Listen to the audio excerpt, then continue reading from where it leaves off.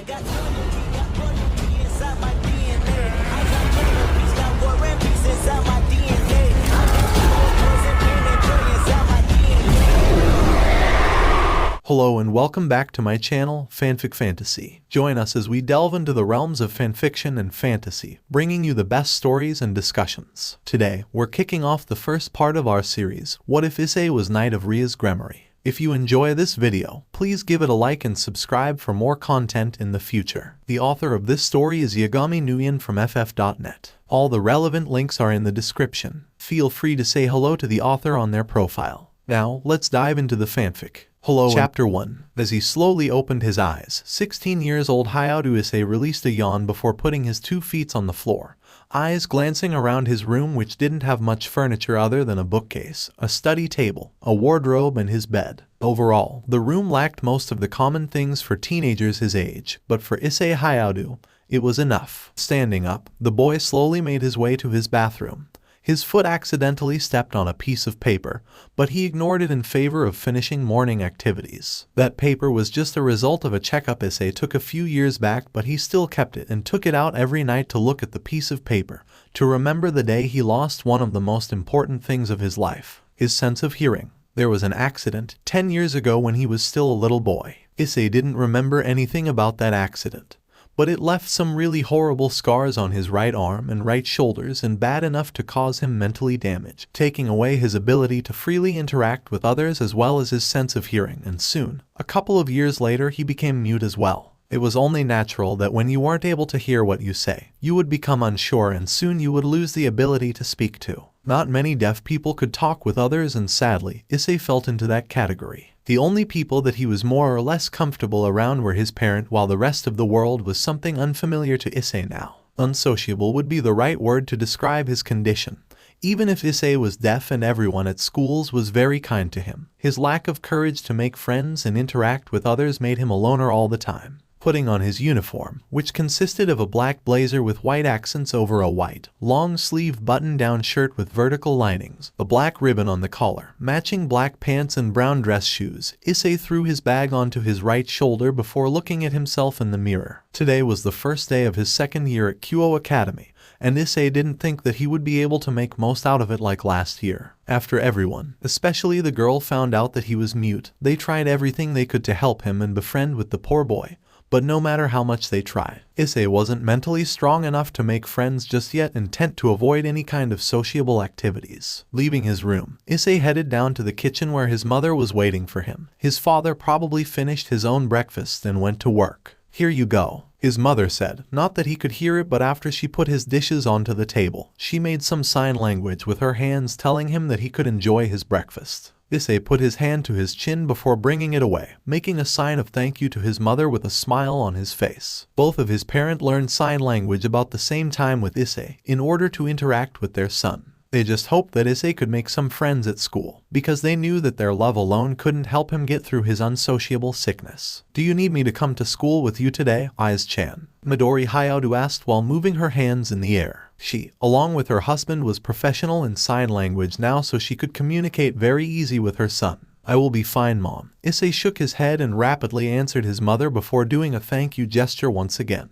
"Okay then." The brown-haired woman smiled before dashing away to prepare a cup of fruit juice for her son, as he was slowly eating his dinner. It didn't take long for him to finish his breakfast and left for Kyo Academy on his bike. Kyo Academy used to be an all-girls school, but a couple of years ago it became a co-ed school and allowed male students to sign their name in. It was one of the best schools in Japan, located at the downtown of Kyo Town. The academy itself, rather than being a school for one certain level of education, it instead housed all grades from first university, separated by elementary, junior high, senior high, and college divisions. As long as students was able to maintain a respectful grade average, they would never get themselves in trouble, something that Issei could live with and easily avoid with his more than good mark. Eyes. Though he couldn't hear their voice, Issei could see a group of Kyo's schoolgirls wave their hands while smiling warmly at him from the other side of the street. Issei could only smile nervously at them before increasing his footsteps towards school. He got used to all those attentions everyone, especially the girls at Kyo Academy ever since they heard about his condition,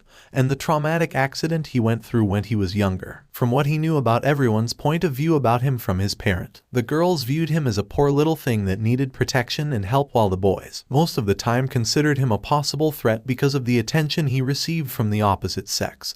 But after a while they all came to feel sad for him and tried to help Issei in everything they could. Issei only hoped that he was brave enough to return their kindness, but after that accident, he no longer yearning for friends. He always wondered what happened that day.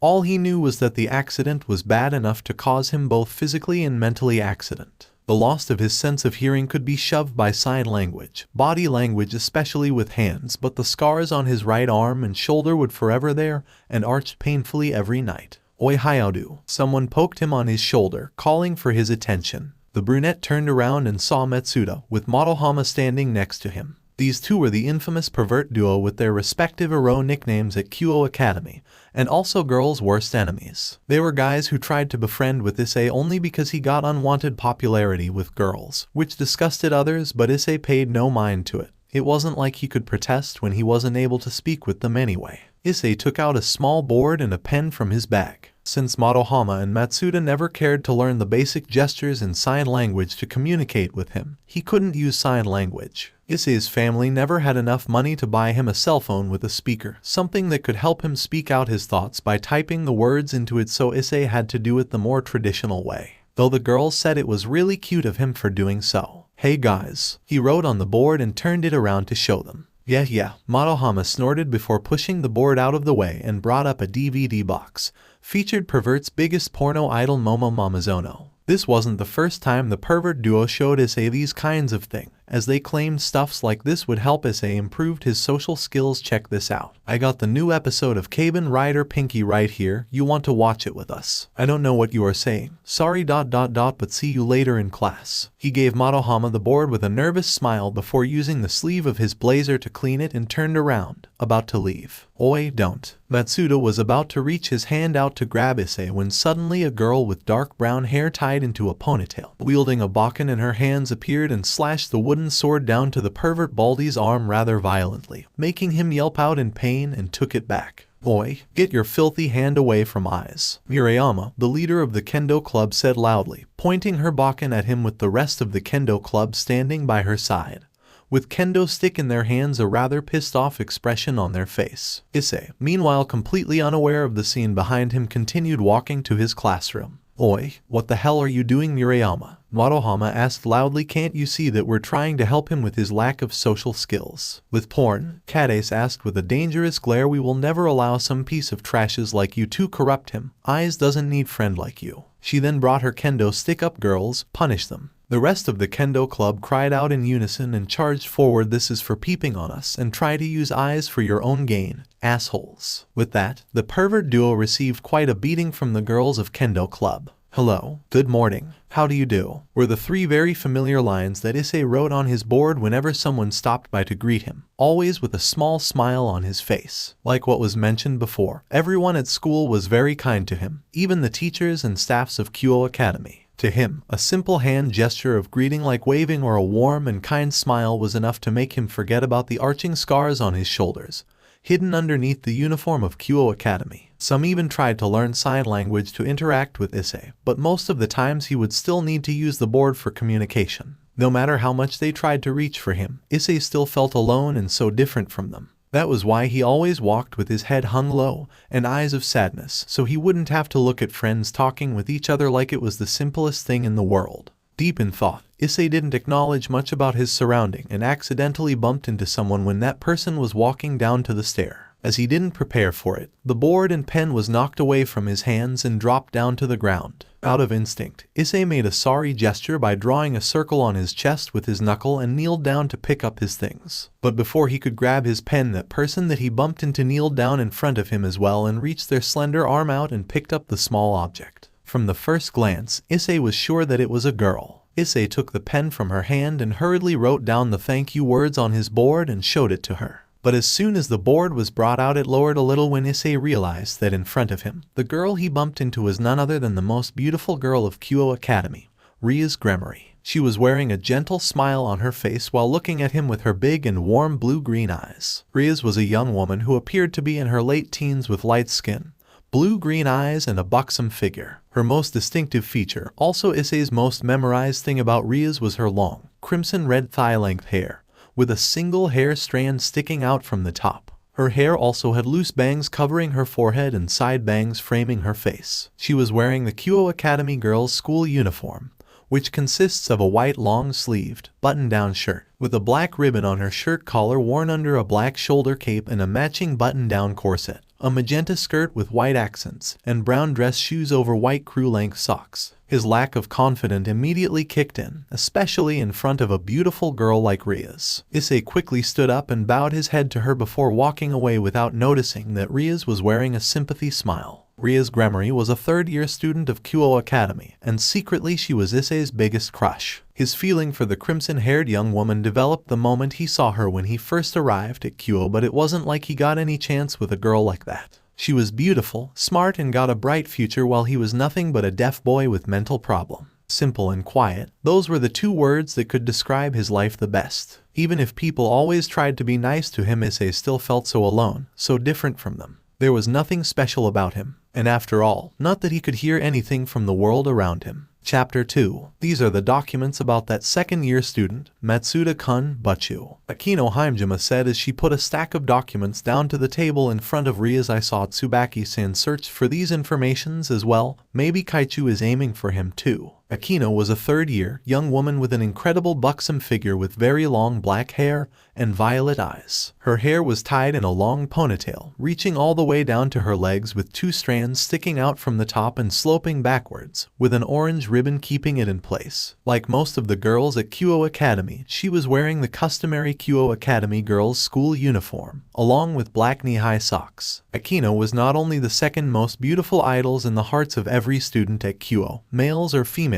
but she was also the best friend of Rias Gremory, a high-class and pure-blood devil. I will read it later, Akino, Rias said without even took a glance at the document. Her crystal-clear blue-green eyes was looking at an open book resting on her laps. Her hands were moving around in various symbols and gestures. What are you reading, Buchu? Akino asked, moving slightly to the side and take a look at what Rias was reading. Is that sign language? Yes. Rias nodded her head with a smile and made a yes sign by balling her right hand into a fist and shook it up and down with her wrist. Issei Hyoudou-kun, isn't it? Akino sat down on the chair in front of Rias with a small smile on her face. That poor second-year boy. It is. Rias nodded her head again. I bumped into him today. His eyes, they were full of sadness and seemed lost, somehow, she said with a sad smile, remembering her first encounter with the deaf boy. Rias had never seen so much sadness from anyone like him before. I heard that he didn't have any close friends and always alone, Akino said before glancing at the documents on the table with the slight disgust in her eyes. And the pervert duo always tried to befriend Issei-kun to use him to get close to the girls. A poor little thing that needed protection and help. That was what everyone at school called Issei Hyoudou. Sure, Issei wasn't the best-looking guy at school, as that title rightfully belonged to the handsome prince of Kyo, Hyoudou, Rias, but there was just something about Issei that made people wanted to help him, not just because of his deafness. Plus, the girls did say that he is very cute whenever he greeted them with the words on the board like that. Too bad that he was too shy to acknowledge their attempt to be friend with him. Issei always separated himself from whatever the people around him was doing. I want to help him too, Akino. Rias looked at her with a smile. I realized that, while everyone is trying to help and showing their kindness to him, no one actually care enough to learn sign language, the best way to communicate with Issei. Maybe that was the reason he felt lost and different from others, because no one had never tried to talk to him like this and approached him this way before. I see. I came to the human world to live as a normal girl, Rias said, and returned her attention to the book. I chose to not live as Rias Gremory, the heiress of Gremory household, but as Rias, a simple teenager girl who has a normal life. I don't need my magic or power to save a poor soul from loneliness and sadness. That is very great of you for doing something like that, Buchu. Akino smiled, and then her smile turned into a teasing one. By any chance that you like him? She teased with a playful tone. Moo, Akino, I am being very serious here. Rias pouted. Bara, relax, I'm just kidding, you know. Akino giggled while shaking her head, but still, how are you going to approach him? It isn't like someone has quite a reputation at school like you can walk to him and say, hey, let's befriend because I know sign language too. The poor boy would freak out, you know. I know, I will wait for another opportunity to come then. Rias smiled. For now, I will try to learn this. She pointed to the book. This sound fun, I must say. Akino nodded her head and looked at the pictures on the pages. Can I learn it too? Go ahead. Line break. Issei Hyoudou looked up a little when a small piece of paper with words written on it was put onto his table just above his notebook, and saw Kuryu, a classmate who by far the closest person that maybe Issei could call a friend at school. Not that they were very close or anything, but Kuryu had been the one who spent most of her times in class writing down everything the teachers said for Issei, something he was very grateful since not everything they explained were written on the board. Issei also saw Madohama and Matsuda, the infamous pervert duo, standing behind her while talking with each other with lecherous smiles. His eyes then moved down and read the paper Kuryu was showing him. Those two idiots are thinking if you like to take a wild guess about our class new student. Issei immediately reached his hand for his board and quickly wrote down the sentence. We have a new student. Kuryu nodded her head at that before taking out a small handbook, taking some seconds to write down her answer, and tore the paper away and gave it to Issei. I heard it is a very cute girl. A small smile appeared on Issei's face, but his eyes still stayed at the same sad manner. That explained why those two are so giddy about it. He turned the board around and showed it to Kuryu, who nodded again. Class started soon after that. From what Issei could see, the students were all excited and looking forward to this new student. Issei, however, was keeping his attention on the math exercises he was currently working on. It wasn't like one more classmate was going to change anything to his life. He saw the headmaster said something, and after that, the door of his classroom was opened. He immediately saw Matsuda and Madohama stood up from their seat and made a cheer of excitement. Kuryu was right, because it was a girl, and also a very beautiful one. She was an attractive young woman with violet eyes. She had long black hair down to her hips, a slender body with a large bust. Like the other girls, she was wearing the uniform for girls of Kyo Academy. The teacher explained, and Kuryu immediately wrote down the name of the girl on a small note before giving it to Issei. Amano Yuuma, Heaven's Evening Days. That was a very beautiful name. The girl then smiled cutely and waved her hand to the class, making the boys cheered out excitedly while the girls scowled at them. The teacher then pointed his hand to Issei's direction, and he couldn't help but turn to the side and see an empty seat beside him. Yuuma looked at the seat before nodding her head at the teacher, walking toward it but not before glancing at Matsuda. Issei raised an eyebrow at this. He didn't know if anyone noticed it, but for some reason he could feel that the glance wasn't very friendly. Sure, Matsuda was one of females' most dangerous enemies, but Yuuma was a new student. She wouldn't know about him unless his reputation had gone outside of Kyo Academy. Yuuma then sat down the seat next to him before turning her head to look at Issei. A smile then appeared on her face as she brought out her hands and said something. Issei only took her hand and shook it, but he couldn't reply to what she was saying. Can I know your name? Amano Yuuma repeated for the third time, but all the brown-haired boy did was shaking it, though he was a little hesitating at first. He is deaf, you see, Kuryu said with shrug, making Yuuma gasp.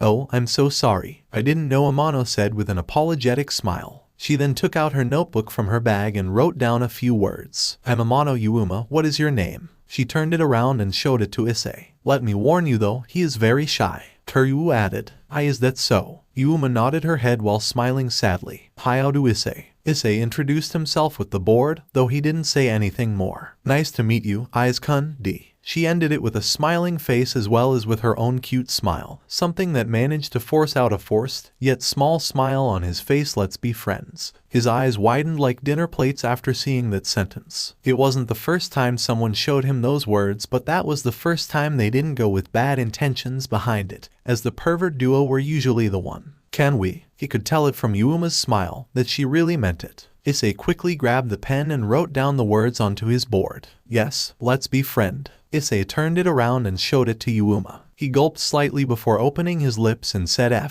friend. Kuryu and those who were sitting around him gasped in shock. Issei didn't know if he spelled the word correct or not. It had been a long time since the last time he talked, and without the sense of hearing it was really hard to know what he was saying. Did he just talk? Madohama asked in shock, with his glasses falling from his eyes. Issei then made a sign with his index fingers linking together and brought his right hand forward. The black-haired girl looked at it for a moment before doing what Issei just did, linking her index finger with his. Friend, she brought her notebook up with a large smile. Line break. The next few days were the happiest times of Issei's life. Yuuma was his first real friend after that accident, and she proved herself to be not only the best kind of friend anyone could wish for, but the best friend a deaf boy could ask for. Yuma made his quiet life a lot livelier than before with her cheerful and sweet nature, being able to bring out the brightest smile from him. Kuryu was no longer the only person in his class that helped him with schoolwork, as that job was taken by Yuma. She effortlessly wrote down everything about the teacher's lectures for Issei,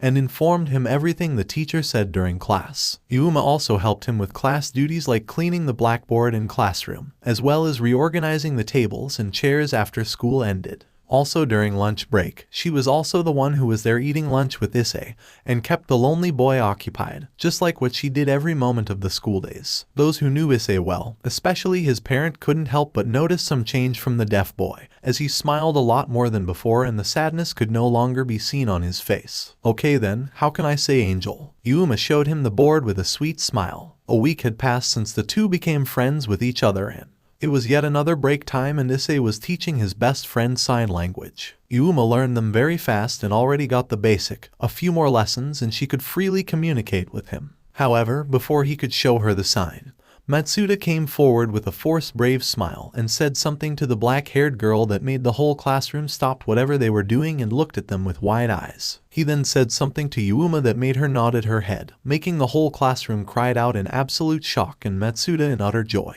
Out of curiosity, Issei turned to Kuryu and pulled on her sleeve. "What is going on?" he asked. Kuryu turned to look at him for a second before grabbing her notebook. Matsuda just confessed his feeling for Yuma. Kuryu showed it to Issei and the next statement made his heart miss a beat and she agreed to be his girlfriend. Yuma then sat down to her seat again with a bright smile, but it instantly disappeared when she saw the look on Issei's face. "Eyes, what's wrong?" she asked with signs. "Nothing, nothing." The deaf boy shook his head and forced out a smile, but it didn't take a genius to realize it wasn't a real one. Yuma then moved her head to look at him in the eyes, but he immediately attempted to look away, letting Yuma know what happened to him. Hey, look at me." Yuma did the signs before putting her hand on Issei's cheeks and whispered, "I don't love him, eyes kun. I don't care if you're human or not, you're my best friend and nothing is going to change that." She then made a small smile. Issei then turned his board around with his index finger brought out. "Still friend?" he asked. "Still friend?" Yuma nodded her head and answered him by linking their index fingers together, though for some reason he couldn't help but smile sadly at that. Chapter 3. Today was Saturday weekend and Issei decided not to stay in his house the entire day like he usually did. Issei was kind of sad to know that Yuma wouldn't be able to hang out with him today, because she got her first date with Matsuda today as well, but Issei wouldn't let that get to him, since Yuma was her own and she got her own life and her own decision to make. He didn't like Matsuda and he had never hated the pervert Baldy either. Issei of course didn't get to decide what Yuma should and shouldn't do, he just hoped that his friend knew what she was doing. But it would never change the fact that she was his friend, the first best friend he had ever had. Issei headed to the town's library, one of the only places around town he was comfortable with. Since the library of Kyo Town had a very strict rule about noise, Issei didn't have to worry about other people calling out for him or trying to get his attention with voice there. Plus, aside from the time he would spend with Yuma, he also wanted to stay alone most of the time, so the library was a perfect place for a boy like him. Though, the road to the library or any places around town was never pleasant. Issei usually went out with his mom or his dad, but today when he finally decided to go out all on himself, Issei would have to pay extra attention to everything around him with his eyes, especially whenever he was crossing the streets. It was very inconvenient without your sense of hearing, especially with the things that you couldn't see with your eyes. Issei had to look around every corner, checking everything, even a corner on the street, to make sure that nothing was going to get on his path without him knowing. But the bright side of this extra carefulness was that Issei was very careful with everything that he was doing. It took Issei a total 15 minutes to get to the library by foot, as he also stopped by at a local Circle K to buy a piece of sandwich, which he finished up before walking into the place. Hyo's library wasn't the best library on the world, but he could find almost anything there in books and various other things like magazine, newspapers, which were constantly updated every day. Issei was one of the most familiar members of the place, since it was kind of hard not to notice the way of a deaf boy. Giving his card to the librarian, Issei headed into the place and went to the history section. Yesterday he, along with everyone in the class, received a big homework about the country's history and expected to make a report about it next Saturday. Since the students were allowed to freely choose any country they want, Issei decided that he would stick to the country that he was born at, Japan. Even though he knew that a lot of classmates would choose Japan as well, but because Issei was deaf, he would have to make his report different than other. A chance for him to make it unique and the best of all, also to get him the best mark from the teacher. Grabbing every copy of the history books of Japan, which were 10 massive ones, Issei carried them to the table beside the window as carefully as he could since the stack of books was blocking his view. Though, he made it there safe and sound without bumping into anyone, since if he put on his guard and being extra careful, Issei could do almost anything smoothly even without his sense of hearing. Human habitation in the Japanese archipelago could be traced back to prehistoric times, various periods but separated into 4 different parts of time which were prehistoric and ancient Japan, classical Japan, medieval Japan and modern Japan. The Jomon period, named after its cord-marked pottery, was followed by the Yayoi in the 1st millennium BC, when new technologies were introduced from continental Asia. During this period, in the 1st century AD, the first known written reference to Japan was recorded in the Chinese Book of Han, and luckily for Issei he managed to find a translation among the history books. Between the 3rd century and the 8th century, Japan's many kingdoms and tribes gradually came to be unified under a centralized government, nominally controlled by the emperor. However, the imperial dynasty established at this time continued to reign over Japan to this day. In 794, a new imperial capital was established at Heian-Kyo, known as the modern Kyoto, marking the beginning of the Heian period, which lasted until 1185. The Heian period was considered a golden age of classical Japanese culture. Japanese religious life from this time and onwards was a mix of Buddhism, which had been introduced via Korea, and native religious practices known as Shinto. Issei took notes of everything he found inside of the books, completely lost track of times as he was too focused to his researching. He learnt about Japan's history during history class, but to learn more about it like this, it was truly amazing when he dug deeper into the history of his country. But what took his attention the most was the mythology of the Shinto gods. As he was halfway there, Issei suddenly felt someone tapped on his shoulder. His head turned to the side and almost jumped in shock when he saw who it was. His hands hurriedly reached out to grab the board and his pen, but finally realized that he left the board at his home because Issei didn't expect to meet any of his friends or anyone he knew today when he was working in the library. It was Rias Gremory, wearing normal clothes and holding a few books in her hands. As quickly as he could he reached for the second choice, the pen and the note he was using to take note of the specific events, but Rias brought her hand up to stop him while shaking her head, making Issei widen his eyes in surprise. The crimson-haired girl then put her books down to Issei's table before using her hands to make sign,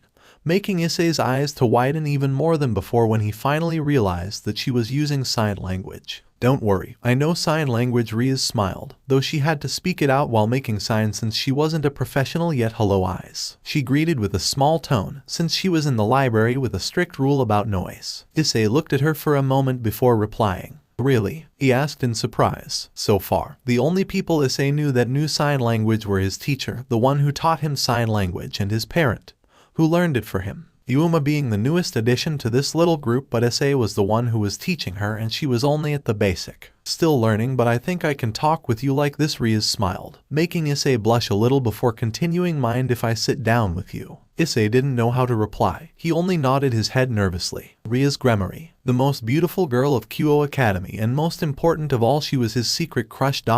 He knew that she was very smart, so it wasn't a surprise to find her at the library.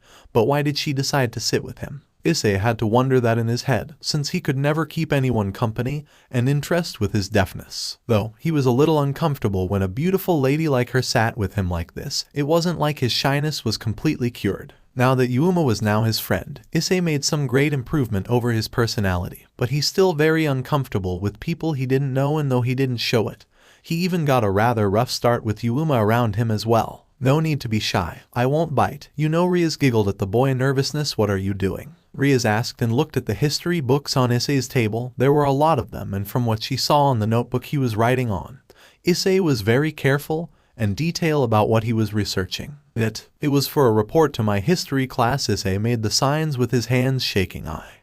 But before he could continue, Rias took his hand gently into hers, forcing him to flinch slightly at the touch. Her hand was so soft. "Don't be so nervous like that. You can think of me as a friend of yours. I don't have that many friends, you know." "Then you just have another one now." Issei widened his eyes again at that. Really?" Rias nodded her head before pointing at the history books. "I know a lot about Japan. Would you mind if I help you?" She made the signs with her hands, sparked in excitement. Japan was Ria's most favorite place in the world, and anyone who knew about her huge collection of objects and artifacts of Japan back at her room at the Underworld could easily realize and call the crimson-haired devil a Japanophile. Not at all senpai, and Issei started working on his project once again, this time with Ria's help. She wasn't kidding about her knowledge about Japan, its history, its cultures, as if her mind was made to store the informations about the country where the sun rises and ready to let it all out. Clearly, Ria's didn't look like Japanese with her hair and skin tone, more like a foreigner from other country,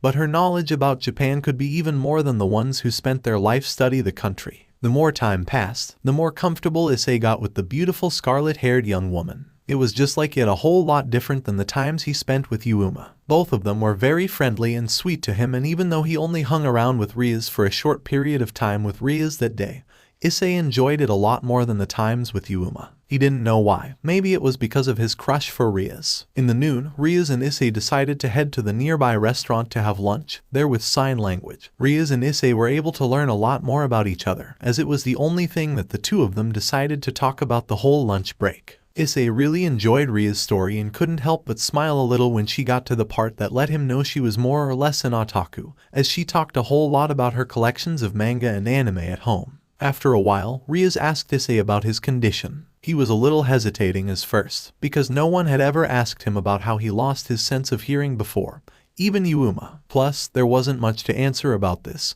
since he didn't remember anything about that accident, and a few weeks after that when he was in the hospital. All he remembered was that when he woke up, he couldn't hear anymore. But Issei did tell Rias about the scars on his body, without the painful part of course, and he was 7 years old when he lost his sense of hearing in that accident.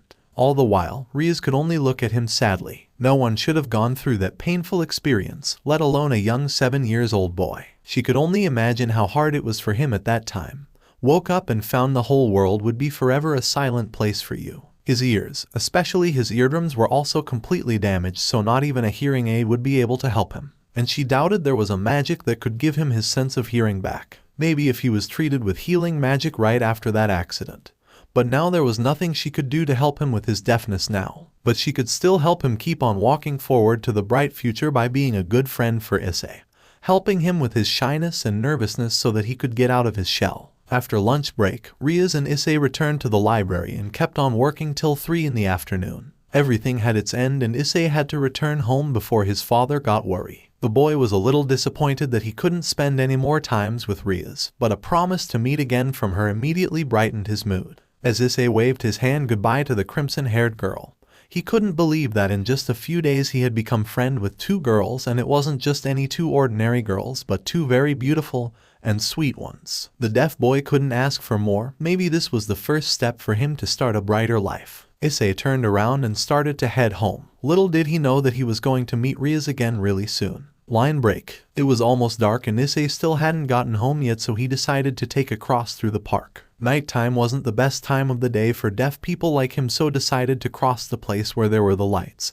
Didn't have many vehicles and dangerous stuffs was the better choice for him. As Issei crossed the park's fountain, his eyes suddenly caught something interesting. It was Matsuda and Yuuma. The two of them were looking at each other, with Yuuma telling him something that made the bald teen blush and scratch the back of his head. A small smile appeared on his face as he looked at Yuuma. She was wearing a short black dress with a small, light purple jacket on top, and they really suited her. Issei hoped that she got a good date and Matsuda treated her well. Then, when Issei turned on his heel and was about to leave the two alone, his eyes widened when he saw Matsuda's face lost its color. Issei turned to Yuuma and froze in shock when he saw black wings appeared from her back, with black feathers float in the air, and then drop down to the ground underneath Matsuda's feet. However, what shocked him the most, and there was no way that he could believe something like it could happen, it was her cute-looking eyes changed into cold, scary eyes, almost murderous. She raised her hand and from that, something like a glowing light spear appeared. His mind immediately told him that it was a weapon and it was dangerous. Time froze as Issei, out of instinct as his body acted even before his mind could react, and for some reason making the scars on his body arch slightly,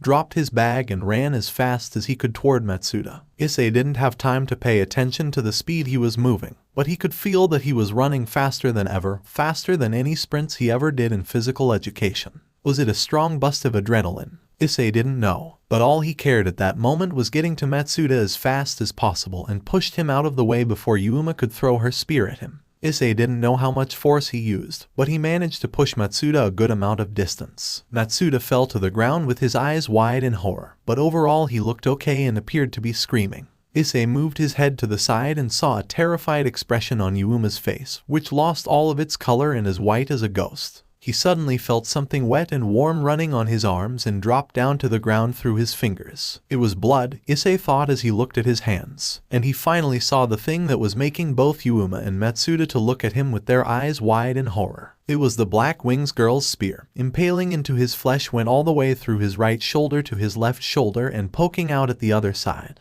Issei then screamed out in pain as his brain finally answered to the feeling of pain his body was getting. His vision blurry and he fell down to the ground in a dull thud, not before realizing that Matsuda had stood up and ran away while screaming and crying.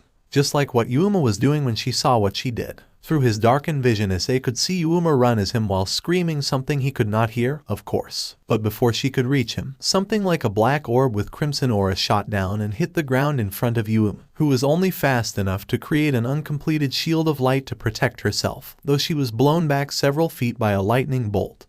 Dashing on the ground with her right arm bleeding badly, she looked up for a second and threw a hatred glare to the person who attacked her before flapping her wings and flew away. But not before turning her tearful eyes to look at Issei and mumbled the sorry word to him. The Black Wings girl finally disappeared into the night sky and Issei finally lost his consciousness. The last thing he saw was a panicking girl with crimson red hair. Line break. Eyes. Rias cried out in horrification as she kneeled down next to him. Her best friend Akino also kneeled down at the other side of the boy with the same panic expression. "We're losing him," Akino said hurriedly and put her hand above the light spear, casting a powerful spell in order to disperse the dangerous weapon. After the spear disappeared, Akino turned him around and put both of her hands on the hole on his shoulders, which then glowed with soft yellow lights, a magic that could stop blood loss and at the same time heal as long as her hands were on the injuries. "Think of something quick. I'm not going to keep this for long. We won't be able to save him like this. His body isn't strong enough to handle this kind of injury." Rias shook her head and reached her hand into her pocket.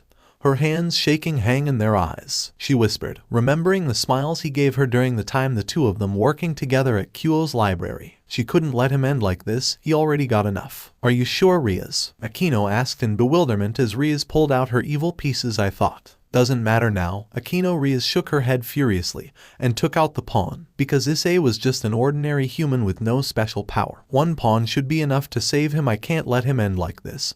He already went through enough in his life. She then moved the pawn piece toward his chest. "I have to save him." But no reaction. "What?" She cried out in shock and hurriedly grabbed the rest of the pawn pieces she got left and put them on his chest. To her bewilderment, they didn't react to him too. No. She chanted in shock and summoned all the pieces she got left, which were 1 bishop, 1 rook and 2 mutation knight pieces. It was the reason why Issei Hyoudou, her pawn, while having all the attributes of a perfect knight, couldn't be reincarnated into one, and instead, she had to use 3 pawns piece to retrieve him. A mutation piece were very rare. Only 1 out of 10 devils could find a single of these pieces in their evil piece set, yet Rias was able to have 2 mutation and pieces in her possession, and both 2 of them were knights. But still, she wasn't so sure yet, and she put all 4 pieces onto his chest. "But you ... this is..." Akino whispered in shock as 2 out of 5 pieces were glowing. Rias could only stare at them in shock. The knight pieces were shining in an ethereal crimson light. An ordinary human ... was making 2 mutation knight pieces react to him. This boy ... he was special. "But you, quick." Akino's cry pulled Rias out of her thought. The girl quickly gathered the rest of the unused pieces while letting the knight stood on his chest. She then stood up, casting the ritual magic around Issei, making a crimson magic circle to appear around him. A crimson demonic power surrounded her body as she held up her hands and chanted, "I order, in my name Rias Gremory, you, Issei Hyoudou, I resurrect you back to this soil as my servant, and have you reborn as a devil. You might be delighted with your new life." The crimson chess pieces glowed and went into Issei's body. It was done. A few seconds later, Issei's breath became normal. His now devil body was much stronger than human one, but he still needed proper medical attention to fully heal up. "He will be all right for now," Akino said while checking his pulse. It was weak but steady. "I will heal him. You can go home, Akino." Rias nodded her head and put her hand on his forehead. "Do you need me to go after that fallen angel?" Akino muttered with venom in her voice. "With that arm she won't be able to get far." but Rias shook her head. Leave her be for now, Rias said, and Aquino sighed in disappointment. If you can, find everything about her for me. Understood. Aquino nodded and helped Rias carry Issei. As the teleportation magic circle appeared underneath her feet, Rias and the unconscious disappeared in a flash of red, leaving Aquino alone, but the queen quickly returned to her home. Line break. After learning about the address of Issei's house through Sona, her rival and also the student council's president, Rias quickly teleported to his house and gently laid him down to his bed after moving into his room. She quickly casted a memory spells on the worry parent to make sure they wouldn't question and get more worry about their son's absence. Getting a dry towel and a bucket of hot water from the bathroom near his room, Rias returned to Issei's room and began to clean the blood from his body. After removing his shirt, Rias couldn't help but gasp when she saw just how horrible his scars were. From the right shoulder to the area around his shoulder blade area behind his back, down to his arm, just above his elbow was covered with horrible-looking scars. As scars didn't grow with the body, having scars like this showed that it was much more terrible when he was 7 years old. If she was right, then these scars used to cover nearly a half of his body when he was young. Made her wonder what kind of an accident was that and how he still managed to stay alive after that. He was lucky that he only lost his sense of hearing. What happened to you? Eyes. After all the blood was wiped away from his body, Rias stood up and began to strip. The magic she was going to use required as much skin contact as possible, so she would have to stay naked all the while. Not that she minded anyway, since Issei was anything but a pervert. Lying down next to him, Issei hugged the boy as close to her body as possible, slowly emitting the healing aura through her skin into his hurt body. He then whimpered quietly but didn't appear to wake up. She stared at the scars on his body, her heart saddened by the sight. He moved again, this time muttering something so low that even with her devil's ear couldn't hear it. "What are you dreaming, Eyes?" she asked with a soft tone. She knew it was wrong, but a little peek should be fine. In this way, she would be able to learn more about her cute knight. He wasn't just a simple servant of her, Issei was now her knight. Putting her hand on his forehead and closed her eyes, Rias casted the spell that would allow her to enter the dream Issei was having. Line break. Rias opened her eyes and looked around. She was standing barefoot on the lush grass of a garden behind a massive, tradition-looking building. Its designs reminded her of the old and traditional palaces of Japan. The garden she was at was very big, maybe as big as the Garden of Gremory residence, her house at the Underworld. The plants and flowers were also various. This place, to put it simply, was beautiful. "Take it easy, Hyoudou-san, don't push him so hard like that." Rias turned her head to the side after hearing that, and widened her eyes when she finally saw the person who said that. "Aquino?" Rias gasped in shock. No. That person was not Aquino. But her face clearly did look a lot like her queen, but with yellow, almost glowing golden eyes, though her long black hair was styled in the traditional Heim cut, with 2 bangs framing her face perfectly, and the rest of her long black hair flowing freely behind her back, with 2 large strands of white mixed in. She was wearing a pure white kimono and said traditionally on the wooden floor, a katana with strange design and golden hilt resting on the floor beside her. Rias turned her eyes to the direction where she was looking at and saw a tall, almost towering elderly-looking man standing with a wooden sword in his hand. And to her surprise, there was a boy with brown hair, probably no older than 5 years old, was lying on the ground in front of him with a broken bokken in his hand. "He must be Issei. I didn't sign up for this," she heard him muttered as the boy slowly got on his feet with the sword stabbed into the ground to support him. "You're too strong, Jai-chan. How can I win against someone like you?" he asked in frustration and charged forward again.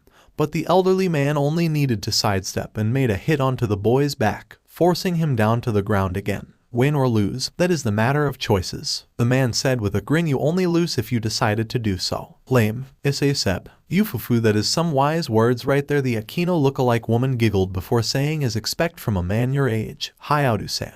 The man smirked smugly and nodded his head. "Hey Jito, don't just sit there and agree at what this old man say," Issei cried out while pointing her hand at that woman. "Issei, watch your tone while speaking with Haim-sama," the old man warned with a loud and stern voice. "But Eyes, you have to agree that what he said is the truth." The woman named Jito giggled and Rias couldn't help but nod her head with a smile. "Don't you agree?" Rias froze in shock when she heard the low voice of that Jito's woman right next to her, as she suddenly felt something poke against the small point of her back and a hand put onto her cheek. "How naughty of you, little devil girl, peeping his dream like this." Rias never had the chance to reply because Jito, with the sword in her hand, thrust forward, stabbing it through her body. Chapter 4. Rias snapped her eyes open and sat straight up with her eyes widened in horror.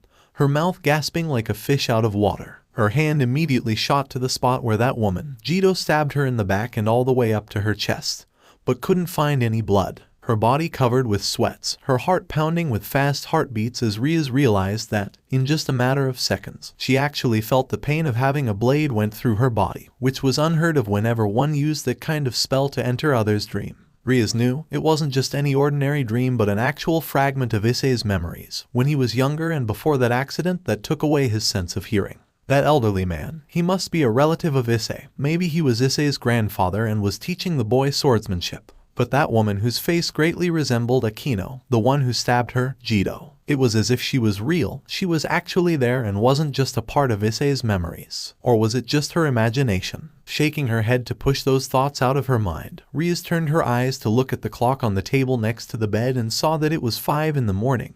The sun was already up and the sky was slowly brightening. Looking down to the boy next to her, she saw that Issei was still sleeping soundly. Raising her hand and casted a medical check spell, Rias smiled when she saw that Issei's body was fully healed and he should wake up soon enough and start his new life as her knight. However, there was also a lot of things she would need to think about, especially his deafness and communication problem with the former could be a huge disadvantage for Issei in the future battles as well as during his duties as one of her servants. She would have to discuss about those with her queen later. When Rias was about to get up and return to her house before Issei could wake up, since he already got enough for a night, waking up in the morning with a naked girl on his bed would be overwhelmed for the poor boy. Something unexpected happened. Rias put her hands onto the bed and pushed herself up. Issei suddenly turned to her side and wrapped his arm around her waist, bringing Rias back down to the bed much to her surprise. "Eyes," she muttered in surprise, finding herself struggle against his grip, as she was pinned down to the bed and couldn't move her body other than her limbs. Even though he was just turned into a devil, his physical strength already outmatched hers, a pure blood devil. Rias blushed slightly by the feeling of his arms against her bared skin.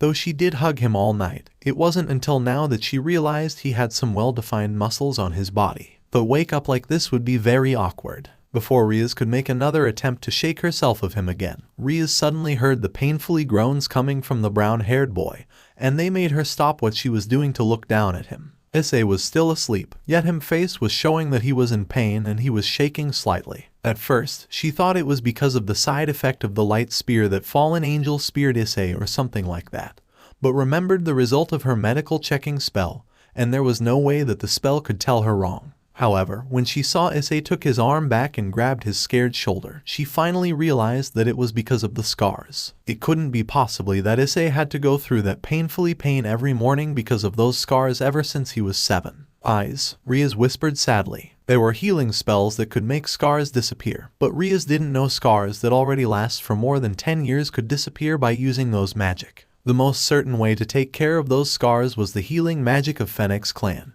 But Ria's issue with them would make her think twice before turning to them for help. Deep in thought, Rias didn't realize that Issei was slowly opening his eyes right at the moment the alarm clock went off, as the pain at the right side of his body woke him up just like usual. And as soon as he saw Rias lying naked next to him, Issei forgot all about the pain and screamed out in shock and jumped out of the bed while looking at Rias with his eyes as wide as dinner plates. Rias clearly didn't expect him to be able to scream that loud. Issei pointed at her before raising his hands to rapidly make the signs, so fast that Rias hardly be able to keep up with them. "What are you doing in my room?" "Wait, forget that. Why are you naked?" Issei asked before the memories of last night acknowledged by his brain. Matsuda, Yuma, the black wings that grew from his best friend's back. Issei snapped his head to his shoulder and looked at the places where the spear of light pierced him. To his surprise, he couldn't find any holes or even new scars, only the old scars on the right side of his body. Was it a dream? He thought. That must be it, because there was no way Yuma, the sweet girl who didn't hesitate to make friend with him, could be a Tengu Yaokai like in the bedtime stories his mother used to tell him when he was young or whatever she was. Rias looked at Issei and sighed. The boy must be overwhelmed by everything that happened last night, and with what he found this morning, it must be too much for him to handle. Calm down, Eyes. Rias shook her head and started to communicate with him through signs before you start to wonder. Yes, everything that happened last night wasn't a dream. Amano Yuma accidentally killed you last night when you tried to save that boy, Matsuda. Issei widened his eyes in shock. So everything was real. Yuma did try to kill Matsuda if not for Issei to take that spear for the pervert Baldi. But how am I still alive? he asked. I will explain later, Ria said when she heard the sound of running outside of Issei's room. His scream must woke them up. Not even a second later, Issei's mother busted in and started to search for her son, found him sitting on the floor completely naked. But when she turned to look at the beautiful girl, also as naked as the day she was born, sitting on his bed waving her hand at Midori with a beautiful smile on her face, Issei's mother immediately came to a conclusion that she didn't think that she would ever come to. Sorry for disturbing, dear, Midori said with a small, embarrassed smile before as quickly as she could leave the room without any other words. Issei just looked at mother in confusion. He didn't know what she just told Rias, but he got a feeling that he wouldn't want to know. Hyoudou-san. What's wrong, Aka-san? You look like you just saw a ghost. See, sex eyes did. With the foreigner. Oh, Aka-san. Aka-san, what happened? Intonation of owl. Eyes did. Aka-san. Aka-san. Calm down. Aka-san. Rias could only giggle at the conversation between the mother and father while Issei just looked at her with the same look of confusion. Line break. Itadakamasu, Rias said cheerfully before taking the cup of miso soup from Issei's mother and tried it with her spoon. These are very delicious. Aka-sama, Rias said brightly, at the same time making signs with her hands so that Issei, who was sitting next to her, would know what she was saying. You know sign language too? Midori Hyoudou asked in surprise while also doing sign language. A few years ago, Midori and her husband both agreed to communicate with each other with verbal and non-verbal ways so that their son wouldn't feel left out every time he was home. And by the way, thank you very much. Yes, Aka-sama, I learnt it recently. Rias nodded her head with a beautiful smile for eyes, of course. Midori smiled brightly and Issei at the same time widened his eyes. She learnt sign language for him. Eyes. His father put his bowl and chopsticks down to the table before saying, shouldn't you explain your girlfriend to us? He asked with a slight teasing tone, and Issei could see that he was teasing him by looking at the expression on the man's face. She is not my girlfriend. But before he could continue, Rias came forward and wiped the food at the corner of his mouth with a handkerchief, making the parent cooed in delight. After that, the crimson-haired girl put her chopstick down and bowed her head a little. I apologize for not introducing myself, Hyoudou-sama, Aka-sama. I brought shame to the house of Gremory. Please allow me to introduce myself. My name is Rias Gremory. I attend the same academy as Hyoudou Issei-kun. It's a pleasure to meet you all. She smiled. Dad responds with a weird face. Is that so? That's amazing. Issei's father laughed. Hahaha. Are you from a foreign country? Your Japanese is very good. Yes, due to my father's work, I have been living in Japan for a long time. The man nodded his head at that and picked up his chopstick again, though Issei's mother was still eyeing Rias suspiciously. Issei always told her everything that happened at school, and as far as she concerned, he only got one close friend who was girl at school, and her hair was black, not crimson like this young woman sitting beside him. Is Rias-san correct? Yes, Aka-sama. What kind of relationship do you have with Eyes? She asked curiously. We are just a senior and a junior who are quite close to each other, Aka-sama. Oh, I see then, that explained it. But however, may I ask, what are you doing on the bed with my son? Eyes said he has nightmares, so I was just sleeping with him. Just sleeping together. The both of you are naked. Nowadays, people sleep naked when they sleep together, Aka-sama. That was some big lie, and Issei nearly choked on the rice he was eating. There was no way his mother could believe something like that. Is that so? So people sleep together naked lately? At that moment, Issei realized that his mom's eyes look weird. They look empty, as if she was possessed by something. He glanced to Rias and saw her winked at him. Line break. With his condition, Issei thought he would never think that he would be able to join any club, let alone the most sorted-out club of Kyo Academy, a cult research club whose president were none other than Rias Gremory. The reason it was sorted out so much by the students was that the club consisted of all most popular individuals of Kyo Academy, and all of them were here. The clubroom, which located at the old school building itself, was fascinating, decorated mostly with Victorian-style furniture, though there were weird signs and words in every area of the classroom. The floor, the walls, and the ceiling, they are all covered with weird signs, and the one which stood out the most was the circle drawn at the center of the room. It was a magic circle that took up most of the space in this room. He was a little creep out when he found that it wasn't any magic trick but an actual magic circle made by real magic. Sitting on the couch beside him was a petite girl around 15 years of age with white hair and hazel eyes. The front of her hair had 2 long bangs going past her shoulders and several loose bangs hanging over her forehead, while the back has a short bob cut. She was wearing a black cat-shaped hair clip on both sides of her hair and wearing the Kyo Academy girls' school uniform, without the shoulder cape. She was Kaneko Taoju, first-year student of Kyo Academy, hailed at Kyo's mascot by her incredible cute appearance. The person who came to his classroom and led him to the Orcs clubroom was none other than the handsome prince of Kyo Academy, Kiba Hyoudou. Hyoudou was a handsome young man with short blonde hair, gray eyes, and a mole under his left eye. And the last person was the girl who shared the same rank of two great one sama with Rias, Akino Himejima. The black-haired girl was making something at the other side of the clubroom, though her eyes kept glancing at Issei, and it made him a little uncomfortable and nervous under her gaze. Here, please have some cookies. Akino walked to him with a tray of cookies in her hands, putting them down to the table and bring up her hands to make some signs, making Issei to widen his eyes in surprise. You learnt sign language too? Issei asked. Yes, though I'm not as good as Bachu. Akino shrugged and stood up. Bachu, Rias Gremory senpai? Issei asked, and Akino nodded her head. Where is she anyway? She went to buy something. Akino then winked at him. It was a surprise for you. Issei widened his eyes at that. Though, he didn't need to wait long because a few minutes later Rias returned by appearing from the magic circle with a small box in her hands. Giving Akino and everyone a warm greeting, the crimson-haired girl then walked to the chair in front of Issei and sat down with a small smile on her face. Hello eyes, did Akino and everyone treat you well? Why yes, Issei nervously nodded his head.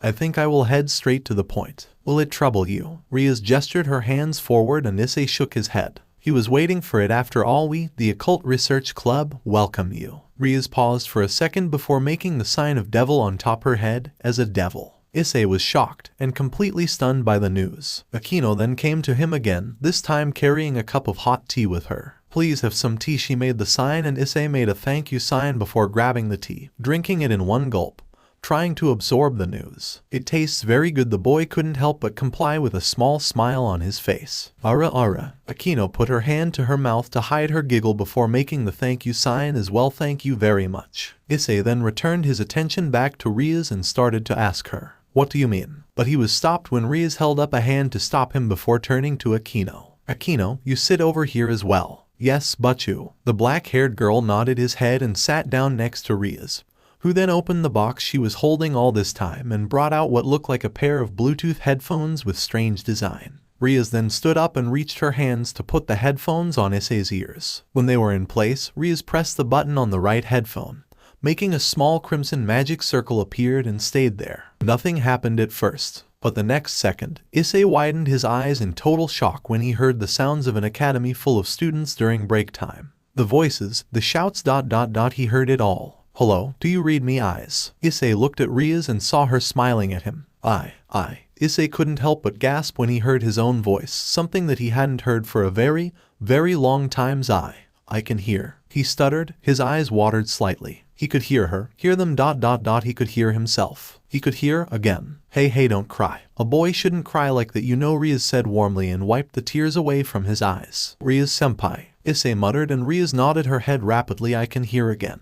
Yes, eyes, you can hear again. Rias smiled at him and sat down. But how? It was kind of hard for him to talk again after a long time rarely speaking, but he was sure he could get used to it after a while. Magical headphones, converting sound into vibrations and directly send them to your brain. You can say that they are acting as your new eardrums, replacing the old and destroyed ones. Issei reached his hands up and touched the headphones. It was a gift. Rias smiled. I can't take ... Issei shook his head and removed the headphones from his ears and put them down to the table, much to Rias and everyone's surprise. Even thought he wanted it. It was wrong to take something that wasn't yours. I can't. He was about to make the signs when Rias suddenly grabbed his hands, stopping him from doing so, and used her other hands to put the headphones to his ears again. Like I said, it was a gift, eyes. Rias said sternly before her eyes softened. I only want the best for my servants, so giving you back your sense of hearing is the least I can do, you know. But a glare from her immediately stopped Issei from saying anything more.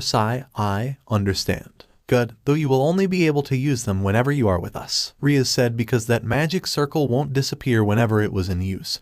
People around you can get shocked when they find out that such magical items like that actually exist. I understand. Issei nodded his head. It wasn't a big price anyway. He then remembered what Rias told him at the beginning. What did you mean when you said, I'm devil? Issei asked again. Okay then, I will return back to the matter at hand then. We are all devils. Rias then observed the expression on Issei's face before saying, your expression says that you don't believe what I am saying.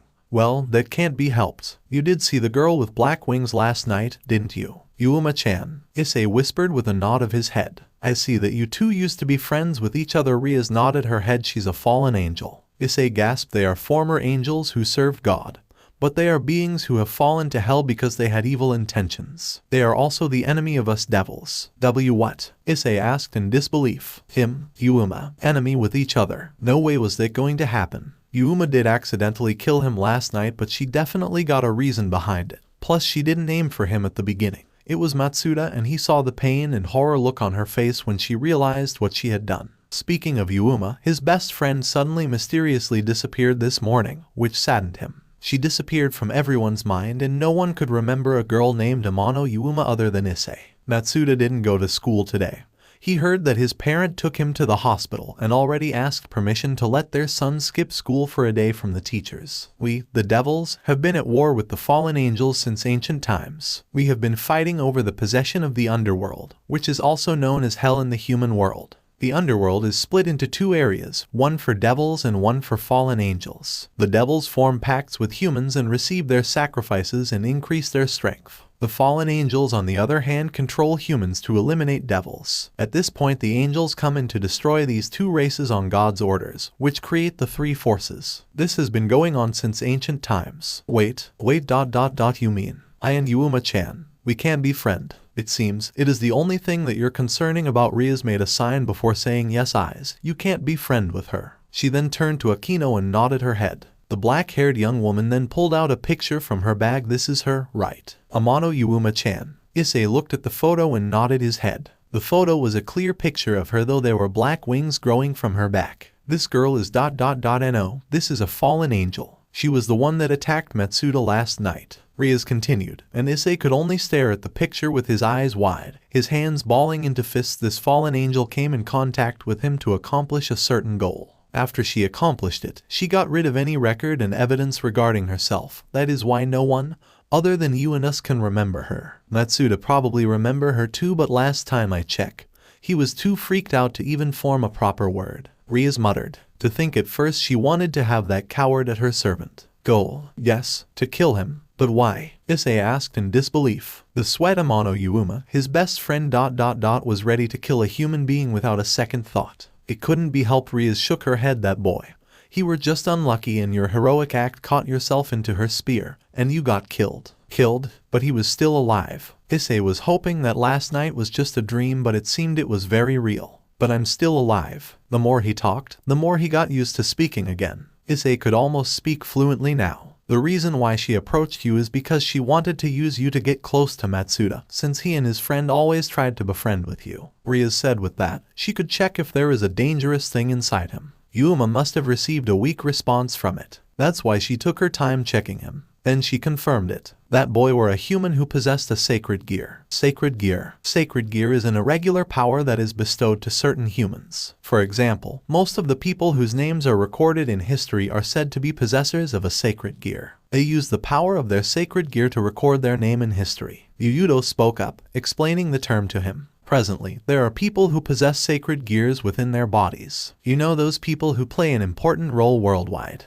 Most of those people possess a sacred gear. Akino continued after Kiba. We still don't know anything about Matsuda's sacred gear yet, but the fallen angel, Amano Yuma, she must saw his sacred gear as a threat and therefore decided to kill him. Rias then pulled out a single leaflet. Matsuda was too freaked out, but in that moment he did beg for someone to come to save him. So hard that he summoned me and Akino here. Issei nodded his head before you, wondering how he got this. One of our familiars was disguised as a human and was handing them out in the business district, and Matsuda got this. When I was summoned and saw what happened, I knew right away that you rushed in to save that boy from the fallen angel. You were on the brink of death, so I decided to save your life. I couldn't let you end up like that. I can't let you die before you can at least find happiness for your life. Eyes. Issei widened his eyes at Ria's soft voice. Although, as a devil. Eyes. You were reborn as a devil of mine, Rias Gremory's servant. As my servant devil. Ta. At that moment, wings sprouted from the backs of everyone around him. They're different from the black wings of fallen angels. Their wings were like bat wings. And with that he also felt some kind of sensation on his back. Looking over his shoulder, he saw the same black wings protruding from his back, and he couldn't help but gasp in shock. Too many new things in a day for him. He was shocked and overwhelmed.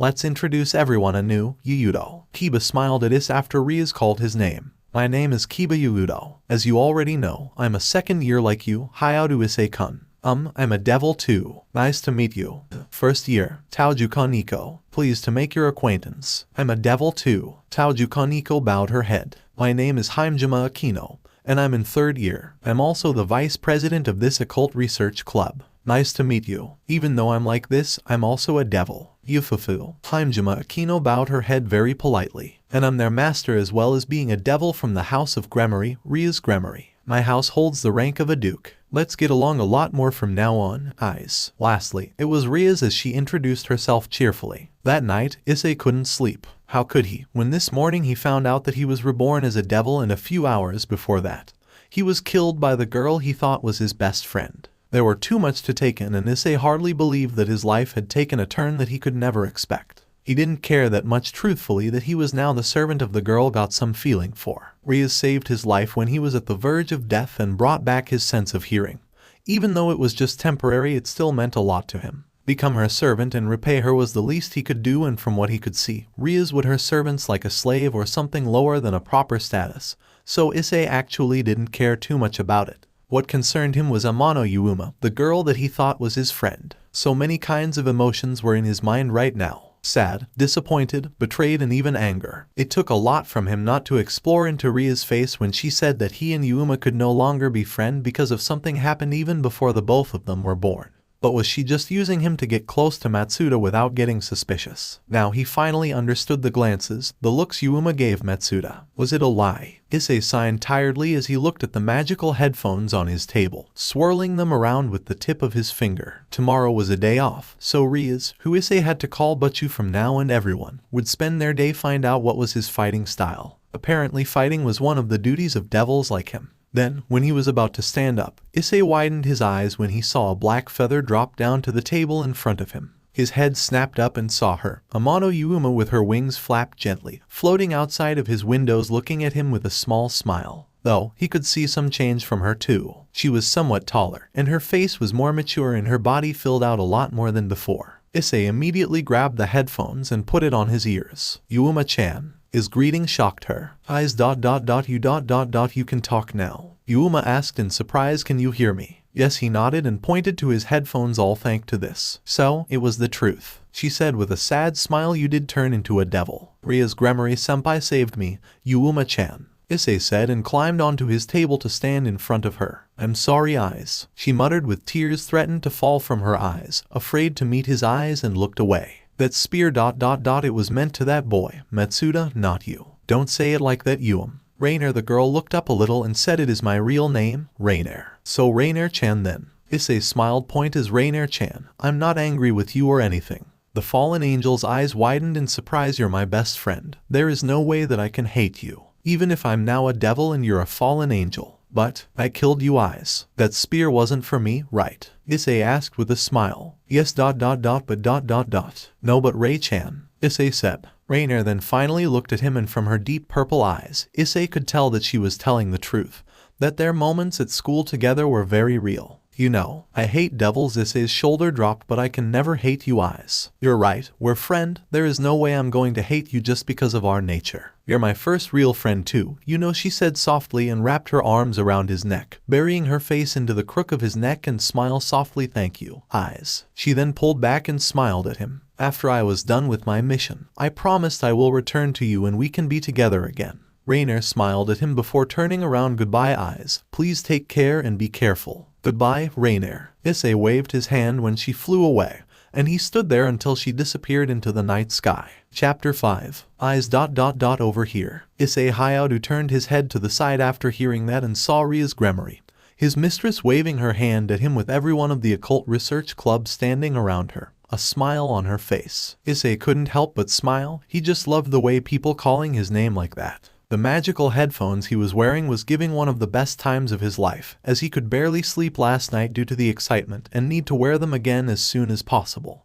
These headphones would slowly drain his demonic energy from him to convert into battery, so Issei wouldn't have to worry about the headphones run out of energy. Hello everyone. Issei greeted them with a bright smile. Hello, eyes. Kanekino waved her hand at him while smiling at him beautifully. Kiba also greeted him with his famous Prince Charming smile while Kaneko remained silent and stoic like usual, though she did wave her hand at him. You seem enjoying yourself, Rias smiled as Issei stopped in front of her. The boy was smiling, which was a good thing. The loneliness disappeared from his eyes. Though she doubted Issei's shyness with people was completely cured yet, but it was the first step to get him more sociable like teenager boys his age. Kind of. Issei nodded his head with a smile. Good, I'm glad you're happy, Rias smiled and patted him before saying, now, as you already know, as one of my servants and as a devil, you have duties, jobs and missions to do to raise your reputation and increase your rank, from low to middle and middle to high class devil and so on. Issei nodded his head. Rias filled him in the basic ideas yesterday. Some will be very simple, but other can be very dangerous, like hunt down stray devils, or protect me from harms. As you already know, we're in the middle of Cold War with the Angel and Fallen Angel faction. Even if there is no longer war, small battles are happening every second all over the world, and devils are being killed by angels' followers, or fallen angels and angels themselves. In order to protect yourself, as well as me, your master, and finish the missions, fighting abilities are very important, and that's why we're all here today. I see. Issei trailed off because that sounded very dangerous. Issei was a little nervous about this. He didn't know if he is capable of fighting. Issei wasn't the weakest in physical education, but he was not the best athlete. He could do exercises like jogging, sprint or jumping just fine, but he doubted those things would help. Issei didn't know any martial art, or even swordsmanship like the girls at Kendo Club. Rainier could summon light spear that could pierce through him like nothing, so maybe Rias would teach him do trick like that. Magic, spells, or anything akin to that. Rias looked at Issei's nervous expression and couldn't help but think about that dream she saw again. Could it be that Issei could not remember his wife before the accident too? Issei's grandfather taught him swordsmanship, so Issei definitely grabbed the basis of how to fight with sword. Swordman was the most common knights among the reincarnated devils. Even her brother's knight, Kiba's swordmaster, was a swordman. If Issei required 2 mutation knights to reborn him, he had to be somewhat special swordman. But to strengthen her theory, she must test him first. I think you should start with Hyoudou here. Rias pointed to her pawns. Kiba is my pawn, but his attributes is a lot like a knight, which you are. Kiba stepped forward and offered his hand out. Let's try our best, kun. Kiba smiled at him. Yeah, I guess. Issei smiled nervously and nodded his head. A few seconds later, Issei and Kiba stood facing against each other on the schoolyard in front of the old school building with Bakken in their hands. The girls backed off a little and made some space for them, so they could fight freely. You ready, Issei-kun? Kiba asked as he held up the wooden stick. Please go easy on me, Issei said nervously and held up his Bakken in front of him, just like Kiba. Bachu, please give me permission to promote tonight. Kiba looked at Rias and said loudly. The crimson-haired girl nodded her head and a faint light appeared around Issei's opponent. Begin, Rias said, and immediately Kiba leaped forward, faster than any runners Issei had seen in his life, and charged at him with his sword readied for a strike. Even with a stronger eyesight, Issei was finding it hard keeping up with Kiba's speed, but it wasn't like anything he could not see. To Issei, Kiba was moving like a motorbike going at full speed in front of him, not like an unseen-able bullet moving at the supersonic speed. At that very moment, when Kiba was approaching him and coming closer and closer with great speed, Issei heard a voice inside of his head. Even the rustiest or a blade-less sword can become a dangerous weapon ... as long as you know how to use it. Jai-chan, Issei thought as he finally recognized that voice. His grandfather ... the man who Issei spent most of his childhood around with. He remembered it ... the moments Issei spent with his grandfather. His eyes widened when he finally realized that he knew what to do. Now, letting his body guide him, Issei changed the way he was holding his sword. Issei held it with his right hand and held it behind him with his body crouched down a little. His eyes sharpened and stayed firm on Kiba. Surprisingly, the movement of the pawn began to decrease in his point of view, but the Knight of Rias Gremory realized wasn't just Kiba who was slowing down ... It was as if everything around him was slowing down. But there was no time left to think, as Kiba was right above him. In a lightning-fast movement that made Issei lived up to the attributes of a knight, Issei slammed his Bakken against Kiba's wooden sword and twisted his body around to deliver another strike to Kiba's back after the knight lost his balance and fell forward. All of that happened in just a second or two. Rias and everyone were stunned when they saw Kiba struggled to stand on his feet. His eyes were also as wide as dinner plates. That's a good move, I must say, Issei-kun. Kiba smiled and turned around, holding up his wooden sword, but then gasped when he saw only half of the wooden stick was in his hand while the other half suddenly fell down to the ground next to him. Kiba looked at the cut and found it hard to believe. The cut looked like it was made by an actual, sharp sword. A normal Bakken wouldn't be able to make a sharp cut like this. Could it be that he knew undrawn style? That was a style that even not his master was able to use without his demonic energy. Issei looked at the wooden sword within his hand with his eyes wide. Even the teenager boy was wondering what just happened, at the same time wondering how did he do that. It was the first time Issei made those moves, and yet it felt so familiar. Could it be that he also lost the memories of his childhood, not just about the Ichthyant? Come to think about it, it had been a long time since Issei last heard about his grandfather, as the man left his family about the same time Issei got caught in that accident, and rarely contacted his mother, his daughter nowadays. His family was also too busy to visit him at Hokkaido. Maybe he should ask his mother for his grandfather's number so he could send a few texts to ask him about this. You caught me by surprise. Issei-kun. Kiba smiled, and from thin air a new Bakken appeared in his hand, but don't expect me to go easy on you next time. He smirked and held up his Bakken, this time with a different stance. Got it. Issei nodded. He felt a lot more confident now knowing that he knew a thing or two. Shall we continue? Looking at Issei right now, Rias couldn't help but smile. She was right after all. Issei knew how to use a sword, and from the look of it, he managed to catch Kiba, who was the disciple of the strongest knight, off guard with the first try. A few hours later, you're doing well, keep it up, eyes. Rias encouraged her knight as he was running around the schoolyard while pulling a massive truck's wheel behind him. With a rope connected the two together. The boy was breathing rather harshly, but Issei was currently finishing his 10th lap and could still make a few more rounds around the schoolyard, something that even he didn't think that he would be able to do if he was normal. That's amazing. I didn't think that Issei-kun would be able to overcome your challenge of 8 laps around school, after finishing 500 push-ups. That is, Akino said with a smile, standing alongside with her queen at the sideline watching Issei testing out his fullest potential. He is better than I expected. Rias nodded her head. Hyoudou, what do you think about Issei? Well, but if you're thinking that he is a strong swordsman, then yes, you're right. The blonde nodded his head. I think it is because of his deafness. Issei-kun tends look around a lot and his mind absorb everything he saw. Over time, because of it, I think Issei-kun developed a sharp and strong reaction to danger. It makes him cover his surrounding better and also increase his concentration. I see. Rias nodded her head before returning her eyes to the running boy. But it is kind of crazy, but I think that the headphones will only disturb his usual concentration in battle. He will be able to fight a lot better without them. Rias didn't reply. She knew Kiba would come to that conclusion. His sense of hearing would only get in his way, as Issei wasn't used to hearing and come to rely on his eyes only. Plus, those magical headphones would be only temporary solution for his condition, as it could get knocked away or destroyed easily during fights. Line break. As soon as the paper with the number of his grandfather written on it was given to Issei by his mother, the boy immediately borrowed his mother's cell phone and sent him the text. Since he was deaf and his family, including his grandfather, didn't know about the supernatural world, he couldn't let them know that his sense of hearing returned with the help of a pair of magical headphones. Jai-chan, it's me. Eyes. Issei sent the text before looking at his mother, who was smiling at him and raising her hands. You used to visit your grandfather a lot. Eyes. She made the signs every summer vacations. Holidays.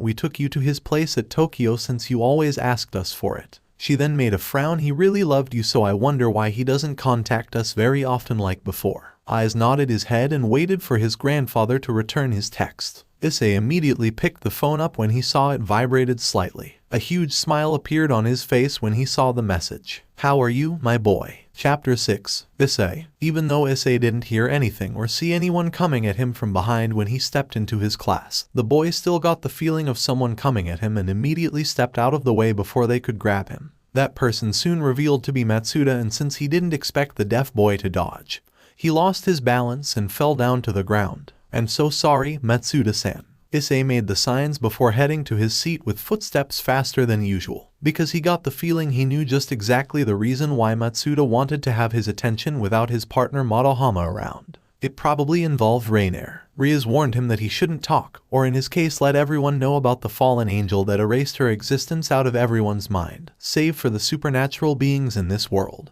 Even Matsuda. She also told him about a possibility that, if Matsuda could remember Rainier, then there was a high chance that he was also turned into devil as well, since Rias wasn't the only high-class devil in this school. The other high-class devil in Kyo Academy was Sona Shitori, the president of the student council. Her real name was Sona Citri, the heiress of Citri household whose clan was as powerful as Rias's Gremory clan. Her peerage consisted of the entire members of the student council, which were mostly girls. Rias also said he would have a meeting with them soon in the future. Seeing him like this, Sona must reincarnate him into a devil as well. Which piece was it? Issei didn't know since each evil piece had its own attribute and Matsuda had none, as far as his concern. Issei sat down on his seat and couldn't help but glance to the seat next to him. The place once belonged to Amano Yuuma. It felt strange somehow, he only befriended with her for a short amount of time. But Issei already felt sad knowing that Rainier might never come to sit down on that seat while flashing him that cute and warm smile of hers. She was, after all, his first friend and could be the sign that tell him that his life was about to change. He became a devil, a beautiful black wings angel, an even more beautiful and attractive one. Sona and her family ... were now his friends. He lost his humanity, but in turn he gained a lot more, and one of them was his sense of hearing. It wasn't so bad after all. His life changed so much after meeting Rainier. Issei, I'm trying to talk to you, Matsuda cried out and slammed his hand down to Issei's table to gain the brunette attention. Issei only glanced his eyes up and didn't do anything. How rude, Kuryu said while pushing her glasses up. When are you going to accept that he is deaf and not someone as low as you are? She asked, and some of the girls in class glared at him while cracking their fist. That is not the point here, Matsuda cried out. What do you want? Issei turned the board around and showed it to Matsuda. The baldy pervert immediately grabbed a pen on Issei's table and hurriedly wrote what he wanted to ask Issei on his board. When he was done, Matsuda turned the board around and showed it to Issei. Do you remember that bitch? Amano Yuuma. Sona Kaichu told me that her real name was Rainier. Issei's blood boiled when he read those words and forcefully stood up, grabbing Matsuda's collar and, much to his shock, lifted him up a few inches above the ground. Don't ... call her that. Issei growled and glared coldly at Matsuda. Hey, I'm sorry, alright. Matsuda cried out in panic. Let's me go. It took a while for Issei to realize what he was doing and immediately dropped him. He quickly sat down to his chair and tried to avoid everyone's eyes, which were still staring at him in surprise. Even Issei was surprised by his outburst. But he couldn't help it when Matsuda called Rainier like that. Even if she tried to kill him, Rainier was still his friend. His precious friend. What do you want? Issei showed Matsuda the board again, still glaring at him as if Rias Knight was daring Matsuda to insult Rainier again. Sona Kaichu told me that you became Rias Gremory Sama's servant, Matsuda wrote on the paper and gave it to the fellow devil. Is it true? This time, he was more careful about his words. Yes, what about it? He asked back. So it's true ... You're now a devil too, and with Rias one Sama no less. Matsuda made a ridiculous crying face for a second before continuing. I'm pawn. I guess you're a pawn too.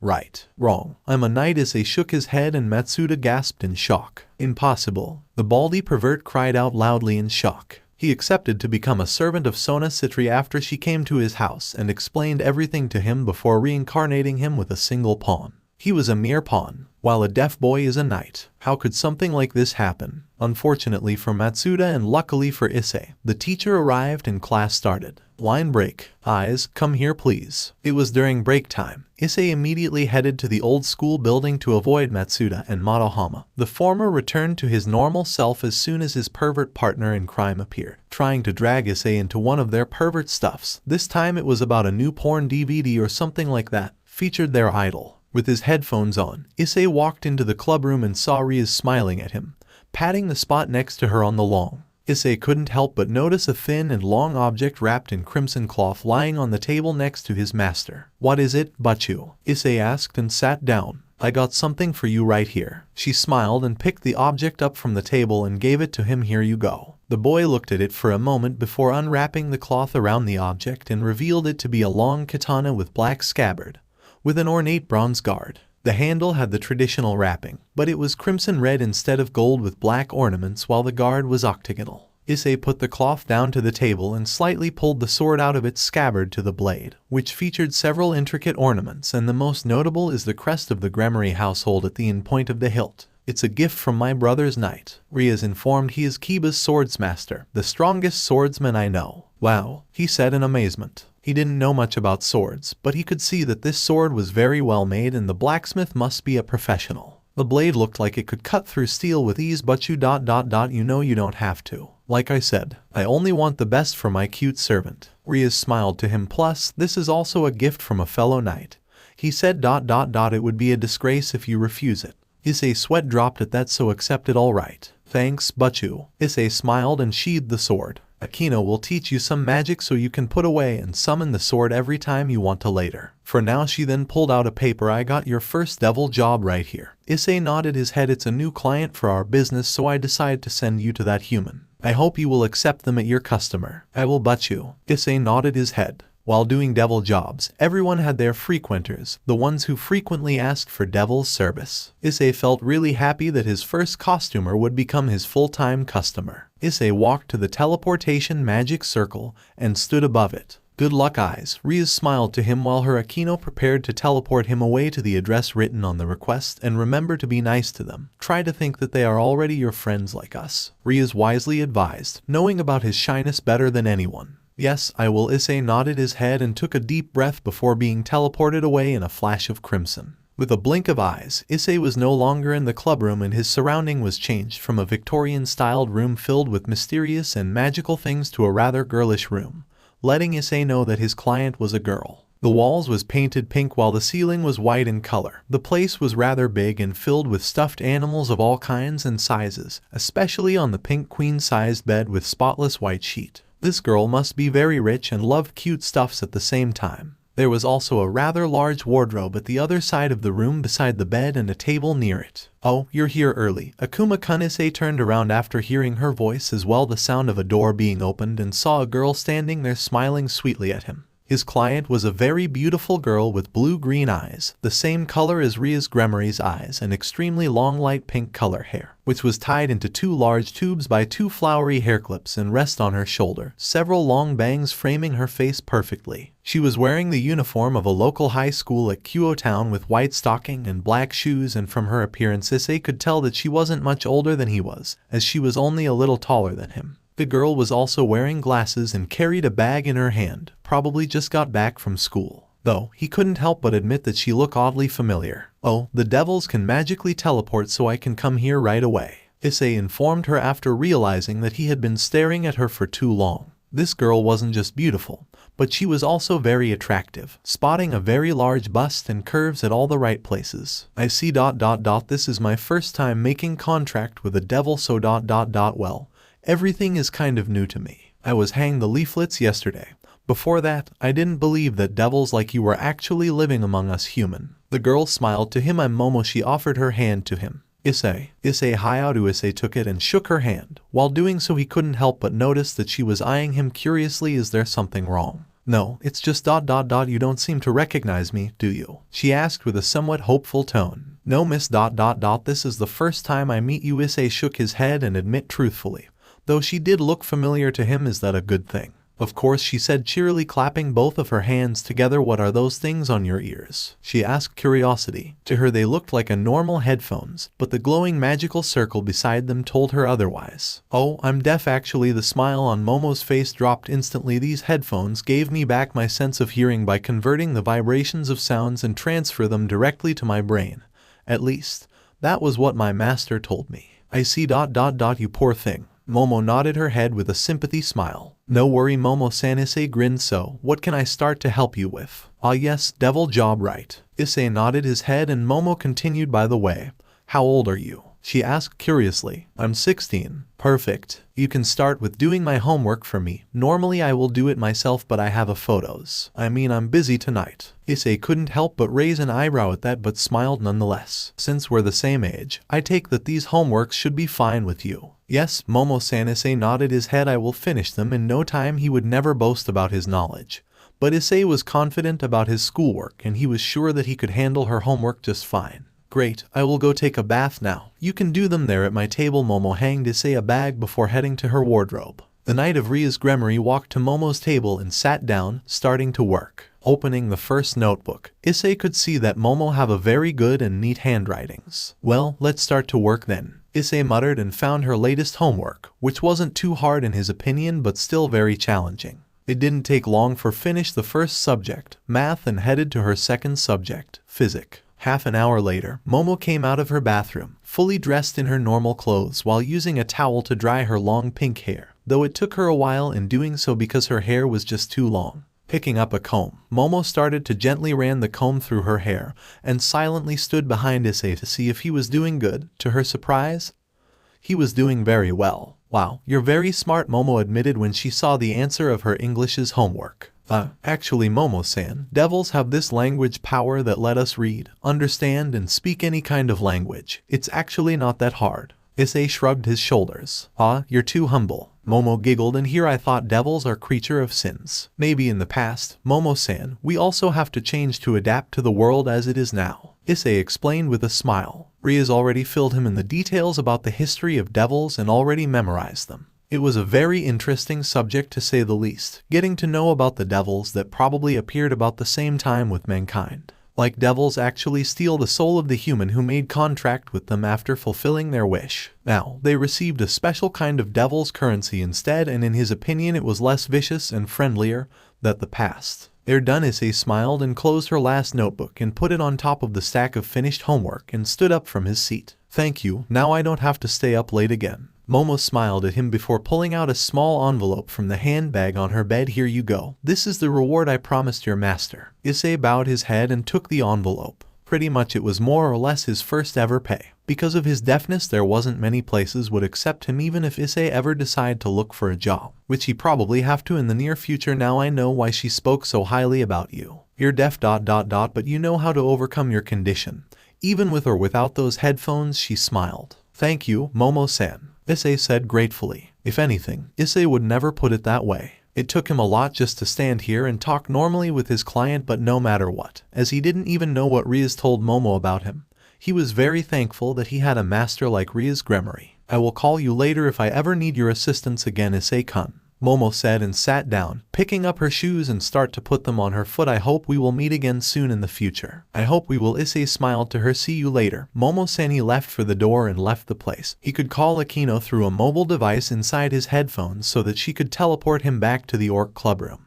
But Issei decided to take a walk first and thought that he shouldn't always bother Rias Queen. Though, he must remove the headphones first before heading into the place that wasn't involved with supernatural things. Line break. It didn't take him long to get to his house's district. It was already 5 in the afternoon, so he should return to his home soon before his family could get worried about him. But when he was about to take a turn, Issei suddenly caught sight of a girl wearing what appeared to be a nun outfit with a white veil on top of the head, carrying a huge luggage that was even bigger than her petite body with her, and seemed like the girl was about to fall over due to its weight. Which she really did, face first down to the ground, and the veil flew away from her head. Issei reacted instantly, and with the speed of a knight, it wasn't hard for him to catch up with the flying cloth and caught it with his hand. When he turned around to check if that girl was alright, Issei couldn't help but sweat dropped when he saw her already on her knees with tearful eyes, her hands holding her forehead. That fall must hurt a lot. Issei then approached the nun and gave her his hand so she could stand up.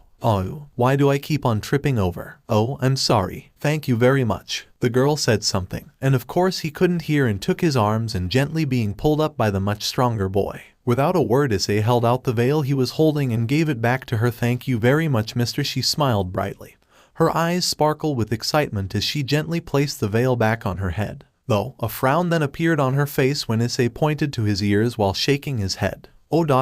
you're deaf. The girl then made a sad face. I'm so sorry for being so rude like that. Asia bowed her head to him and made an apologetic face. Issei held out his hand and shook his head with a smile, wanted to tell her that it was all right. Issei then pointed his hand to the luggage she was holding and made a helping sign, though he wasn't sure that she could understand sign language. The girl just looked at him curiosity while tilting her head to the side in confusion. Sighing in defeat, Issei reached into his backpack and pulled out the board. He wrote it in English, since from her appearance he could tell that she was a foreigner. Would you like me to help you carrying that luggage? The girl gasped in surprise and shook her head rapidly, and Issei quickly added, don't worry, it's too heavy for you to carry after all. He smiled at her and the girl looked unsure for a moment before nodding her head. Issei then came over and took the luggage from her hand. With his new devil's strength, it didn't take him much effort to lift it up from the ground and place it on his shoulder. Here, I'm Issei Hyoudou. What's your name? Issei gave her the board, which she took it and hurriedly wrote her answer on the board. My name is Asia Argento. It's a pleasure to meet you. Issei Hyoudou. She smiled brightly at him before bowing her head. You must be a resident of this town. Her question made Issei nodded his head. Your English is very good. He nodded again. I can't speak Japanese that well. I was lost and other people couldn't understand what I was saying. The nun held her hands together in front of her chest and her face saddened. Issei then pointed his finger to the pen, telling her that he wanted to write something, and Asia gave it back to him, holding the board for Issei while he was writing down his answer. "What are you doing here all alone?" he questioned. "Oh, I was appointed to a local church of this town. I'm a nun, by the way." She smiled cutely at that. Issei made a confused face because as far as is concerned, there was only one church in this town and it was abandoned. Rias also warned him to never wander around the place, even after it was abandoned. Holy aura was still lingering around it, and it wasn't good for newborn devil like him at all. "Why you do? Thank you. This is all thanks to God," she said loudly with her eyes sparked with excitement. "You Suddenly Asia turned her head to the side when she heard the cry of a boy when they were crossing a park. Issei also already noticed this as well. "Are you alright, Yash-kun?" the woman next to the boy asked as she looked at the child. Issei guessed it was the boy's mother, and the boy had just tripped over on his feet. Then suddenly, the sister stepped forward and approached the boy with a gentle smile on her face. When she was in front of him, Asia then kneeled down in front of him. "Hey, are you okay? Boys shouldn't cry with a minor injury like that." The blonde young nun patted the boy's head gently. Though, Issei could tell that the boy didn't understand what she was saying at all, but thankfully with her kind smile he quietly stopped crying and calming down. The sister then put her palm where the boy had injured himself. Next moment, Issei gasped in shock when a green glowing orb appeared from the nun's palm and was flashing onto the boy's knee and magically making the injured disappear without a trace. Amazing, the knight thought to himself. This must be the power of a sacred gear, the gifts of God to human. The boy's mother was in shock, and Issei really couldn't blame her at all. Anyone who saw unimaginable things like that would have a similar reaction. "Here, your wounds are healed. The pain should be gone now." Asia patted the boy's head and turned her head back to look at him. "I'm sorry, but I had to," then laughed while sticking her tongue out. The boy's mother, who was shocked before, shook her head, then grabbed the boy's hand so they could leave quickly. "Thank you, One-chan," the boy said happily as his mother pulled him away, no doubt afraid of them. "That power," he muttered with words, and Asia grabbed his board to write it down for him. "Yes, it's the power to heal. It's a wonderful power that God gave me." She looked a little sad while she was showing it to him, even though she was still smiling. Unconsciously, Issei reached for his magical headphones but stopped himself at the last moment. It seemed after using those headphones multi-times, the need to use them to communicate with other people normally still as strong as ever. Moments later, Issei and Asia arrived at the abandoned church, the territory of his enemies. "Yes, this is the place. I'm so glad." The blonde nun showed a sign of relief after having compared the location with the map she had. "Then I'll be on my way." Issei then put the luggage down to the ground next to her and smiled, taking back his board. He was about to turn away and headed home when suddenly Asia grabbed his wrist. "Please wait. I would like to make you some tea as a gratitude for taking me here." She grabbed the pen and wrote then on his board. "Oh, don't worry about it." The knight shook his head with a grin. The nun looked troubled. She probably wanted to make Issei some tea to show her gratitude. "Sister Asia, let's meet again." He wrote it on the board and showed it to her, at the same time making the "let's meet again" gesture with his hands. He just hoped that he could communicate with her normally, but he couldn't risk the chance of being seen with headphones like that. She was such a kind and cute girl ... just like how Rainier and Rias to him. He would have to ask Rias about this. Asia bowed her head down and smiled softly at him, standing there, and waited until he completely disappeared from view before heading into the church. Little did he know that this fateful encounter between him and Asia would start his first ever battle in Issei's new life. Chapter 7. Eyes. Remember, never fight with a drawn sword, unless you truly want to kill your opponent. What the hell do you mean by that, Jai-chan? Issei thought to himself as he raised his undrawn sword to parry Kiba's blade by holding his sword vertically, and swiped it to the side to hit the crook of blade neck with his sword's handle, knocking the pawn back a few steps. "That's a good move, Eyes-kun." Kiba smiled and created another sword in his hand. This one, however, wasn't normal sword like what Kiba had used to spar with Issei so far, as it was emitting a strong aura of demonic energy. "It's time for me to get serious, too." And he charged as Issei. Because the sword Issei was using was also a demonic sword, it could counter against Kiba's sword Birth's demonic creation quite easily. But it still didn't change that the blow was a lot stronger. This was the kind of blow that shouldn't be fought against by an undrawn sword. But his grandfather, as he heard from his parents so far, was a very wise man, even though he could be odd most of the time. If his grandfather told him to do something, he must do it without a second thought, because there must be a reason behind it, and he told Issei to not use a drawn sword unless he wanted to kill his opponent. This was something Issei could agree on, because with each spar he took with Kiba, Issei had come to remember his style of fighting, which was taught to him by his grandfather, and the old man also confirmed it during the message talk between grandfather and grandson. It was style of undrawn sword, a highly advanced sword style. If didn't want to say the most advanced, that wasn't easy to master. A style where he could use the air pressure made when he made a slash, which normally was almost unnoticeable, and weak to cut thing as if he was using an actual blade to do it. The point was, Issei didn't know or remember how he could do it, he just did. Since Kiba didn't know about this style, he couldn't answer this question for Issei, and even Kiba's master didn't know how, unless Issei was unconsciously using some kind of energy when he made an attack with an undrawn sword. His grandfather laughed like a maniac when he asked about this and said that if he ever got in a fight, a simple stick could become a deadly weapon against his opponents. What kind of grandfather was that, telling his grandson to cut a few throats if he ever got into a fight? He taught Issei this for self-defense and another reason that he would like to personally tell him in the near future. It was just that he was too busy right now to answer those questions for Issei. He could cut a bakken with another bakken clean like it was an actual sword. If Issei was holding a real sword in hand, it would hard to imagine how much damage he could cause. Or could he? Issei never tried to unsheath his sword before, even when he was doing light training by himself in his room. Part of him was afraid that he could accidentally cut his table or something like that, or his mother accidentally walked in and saw him holding an actual sword. The only time when Issei got to train for real was after school with Kiba and the Occult Research Club. But even so, he still didn't think about unsheath his sword and fought with the scabbard still on. What kind of grandfather would teach his grandson a dangerous fighting style like that? Could it be another thing like martial art for self-defense? Unsheath your sword, eyes kun, Kiba said as he landed lightning-fast strikes to Issei. No can do, Kiba. Issei smirked and the two locked blade with each other. He was very thankful that the scabbard was also made from demonic metal. My grandfather told me to never unsheath my sword unless I want to kill my opponent, which I don't. This was some of the times when Issei was truly able to get out of shy shell. As the more he fought, the more he came to enjoy it. He must be a very powerful swordsman to be able to teach you to this level, Kiba admitted. Can't remember much about him, so ... yeah. I guess. Issei suddenly jumped back and made a stance. Here I come. Issei pushed himself forward as hard as he could, charging at Kiba with knight speed, and he was nothing but a blur, way more faster than the pawn himself when he was promoted to knight. Kiba hardened his eyes and also raised his sword and prepared for it. Nukonu Takai no Kata. As he went past Kiba, Issei dashed his feet on the ground to stop himself. His nadachi already returned to its original spot at the left side of his waist. There was a long moment of silence between the two, and after a second, Issei glanced down a little and saw a long cut on the left sleeve of his jacket.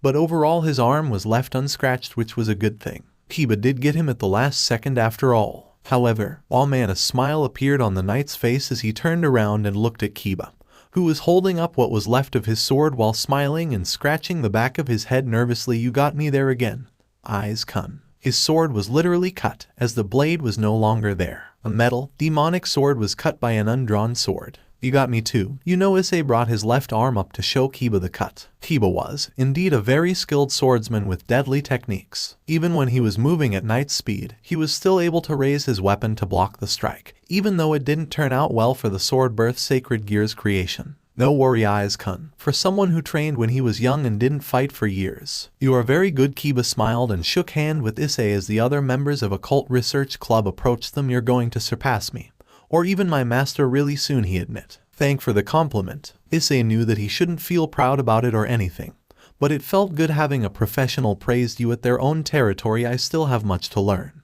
the knight said humbly. Did you know that humble and noble are also the trademark attributes of a knight? Rias Gremory said with a smile as she stood next to Issei. Nice work there, eyes, Hyoudou. Thank you, Butchu. Issei and Kiba both said as once, and the pawn made his sword, or what was left of it, disappear. Issei also cast a spell to put his nadachi away into his pocket dimension, the only magic he was taught so far. Akino promised him that she would teach him a lot more magic, even the more advanced one, but it would be later. As a knight, you definitely know how to handle a sword already, Rias said before turning to the rest of her peerage. Alright everyone, I think that's enough for today. With a performance like that, I believe that eyes can finally take on the harder mission with us. She then clicked her finger and a paper appeared within her hand. There is a stray devil roaming in this town, and its current location is at an abandoned factory nearby. We was given an order of eliminating it tonight, so remember to finish your own business before 9 o'clock and gather at the school gate. We cannot let this stray devil running around freely. Yes, Butchu, everyone said stimulatingly. You all can go now. Rias smiled and they bowed to her before parting away,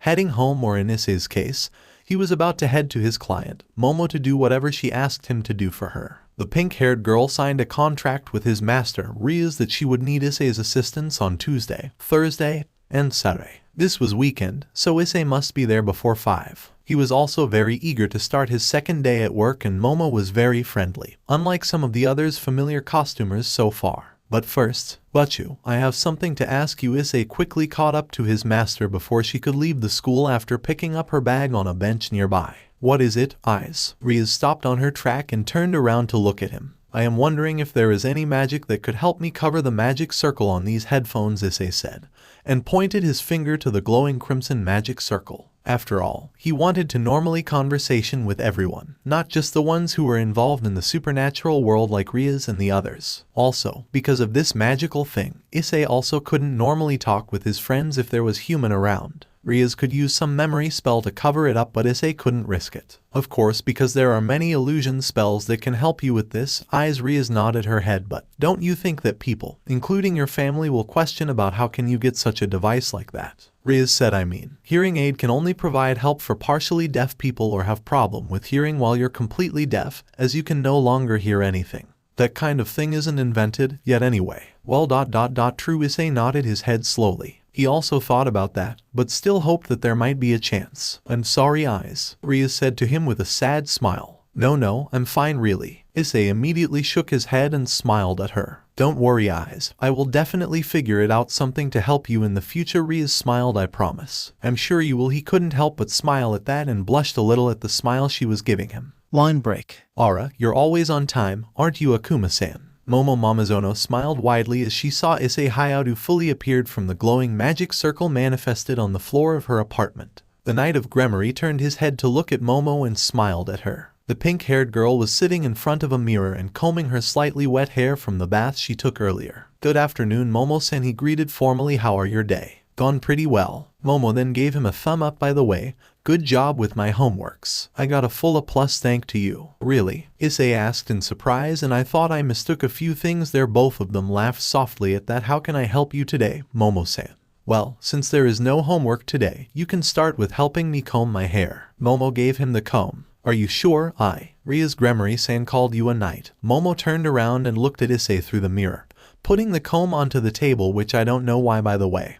But I do believe that you can treat girls like a princess or something like that. Okay then. Issei shrugged and stepped forward, picking the comb up from the table and started to slowly run it on her hair. Her hair was extremely soft and smooth, as if it was made from silk. Issei-kun, how long have you been a devil? Momo spoke up with a question. You're a reincarnated devil, aren't you? She turned around slightly to ask him that question. Yes, Momo-san, and a week, I suppose, Issei said with a frown, remembering about the day he almost died, the day he took that light spear from Rainier for Matsuda. If Matsuda didn't carry Gremory's contract leaflet with him, Issei didn't know what would happen to him. At that time, Issei didn't care much about himself, since he didn't have many friends to begin with. He only cared about his parent and Rainier, even if she was the one who accidentally killed him. You seem to know about the supernatural world a lot, aren't you, Momo-san? He smiled, keeping on running the comb through her hair gently. Mostly from the conversation between me and your master while I was making a contract with her to hire you. The pink-haired girl said, but most of my knowledge about you guys stopped there and with some of my own research. She then smiled while closing her eyes, mostly from the Bible, but let me tell you, they're not describing the devils nowadays. I can see that. Issei nodded his head before asking Momo-san,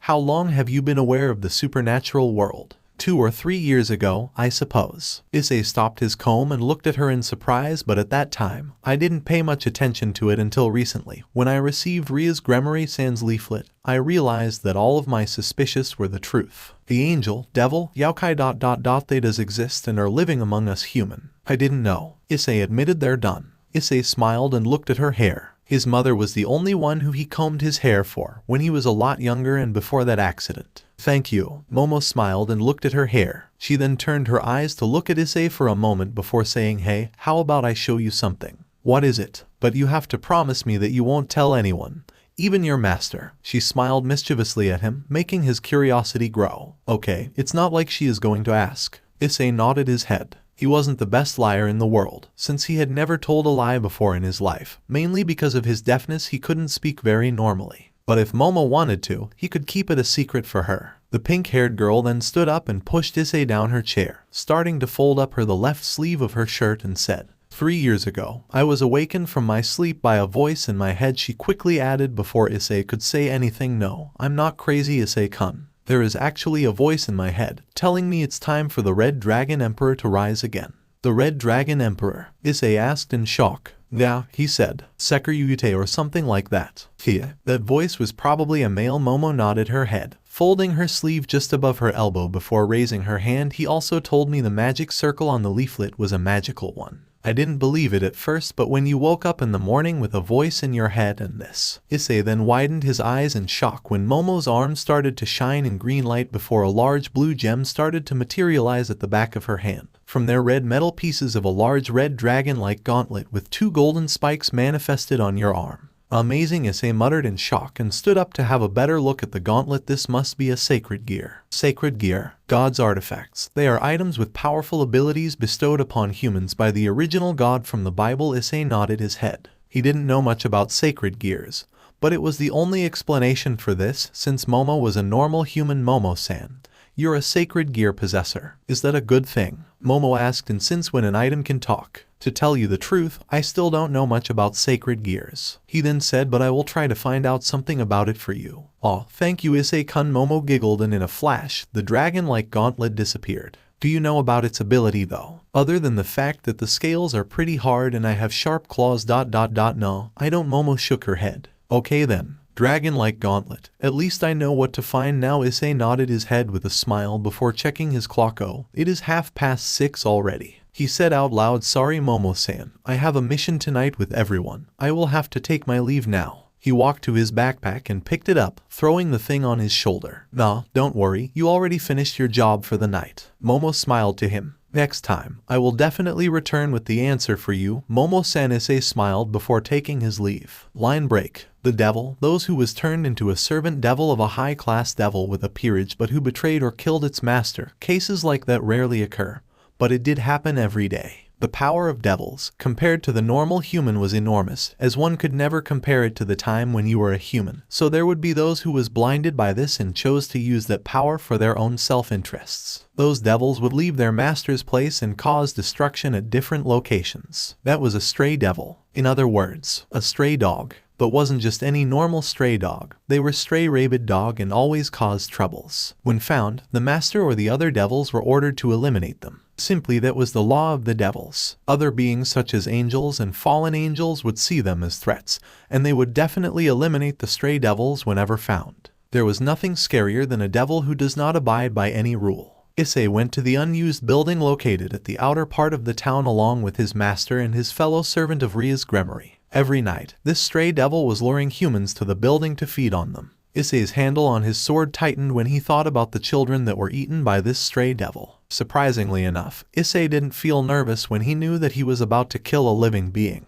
one who used to be just like him. There was a request from the high-class devil to hunt it down. Apparently, this was also one of the jobs of a devil. It was nearly midnight, so most people already went to sleep at this timing, so they would have to keep it as quiet as possible. This was the world of darkness, but thanks to his devil's trait, he could have a very clear view of his surroundings and the abandoned building. Smell of blood. Kaneko covered her nose with her uniform after she says that, but Issei also said something at the same time. Bloodless, the knight said before turning his eyes to look at Kaneko, who looked at him with her usual blank expression but nodded her head to agree with him. He couldn't quite explain it, but he felt some kind of sick and creepy aura radiating around the place and coming from the building, so the only explanation was the bloodlust of that stray devil. You can feel it. Issei nodded at Ria's question. That's a good thing. She smiled and patted his shoulder before walking ahead. When they stepped into the building becomes quiet. Issei could feel the presence of an enemy nearby, and its intent to kill them wasn't normal. Issei's body was shaking, but not because he was scared. It was because he was about to experience a real battle. So far, all of his fights were against Kiba and they were all friendly spars. This would be his first ever battle and he couldn't help but feel some abnormal excitement swelling inside of him. Was this a good thing? To feel excited when you were about to kill something? Issei had to wonder it out loud from the deep of his mind. It was wrong, somehow, but he couldn't help but smile slightly and put his other hand on the handle of his Nadachi. Just what was he thinking anyway? You okay, Issei? Rias asked. For a second she swore she saw a rather bloodthirsty smile on Issei's face, which was very abnormal for the usual gentle and calm boy, but decided that it was just her imagination. Yeah, but I'm fine. Issei nodded his head and changed his sword holding style, now holding it by its handle and ready for battle. I'm ready. Good. This is a good opportunity to experience what it's like to fight for real. Rias nodded her head with a smile. Normally, we will fight together, but tonight I think this is a great opportunity to witness what you're truly capable of in a real battle. Let's test your skills here. Alright, but she immediately added before he could say anything, but we will immediately step in if things turn bad.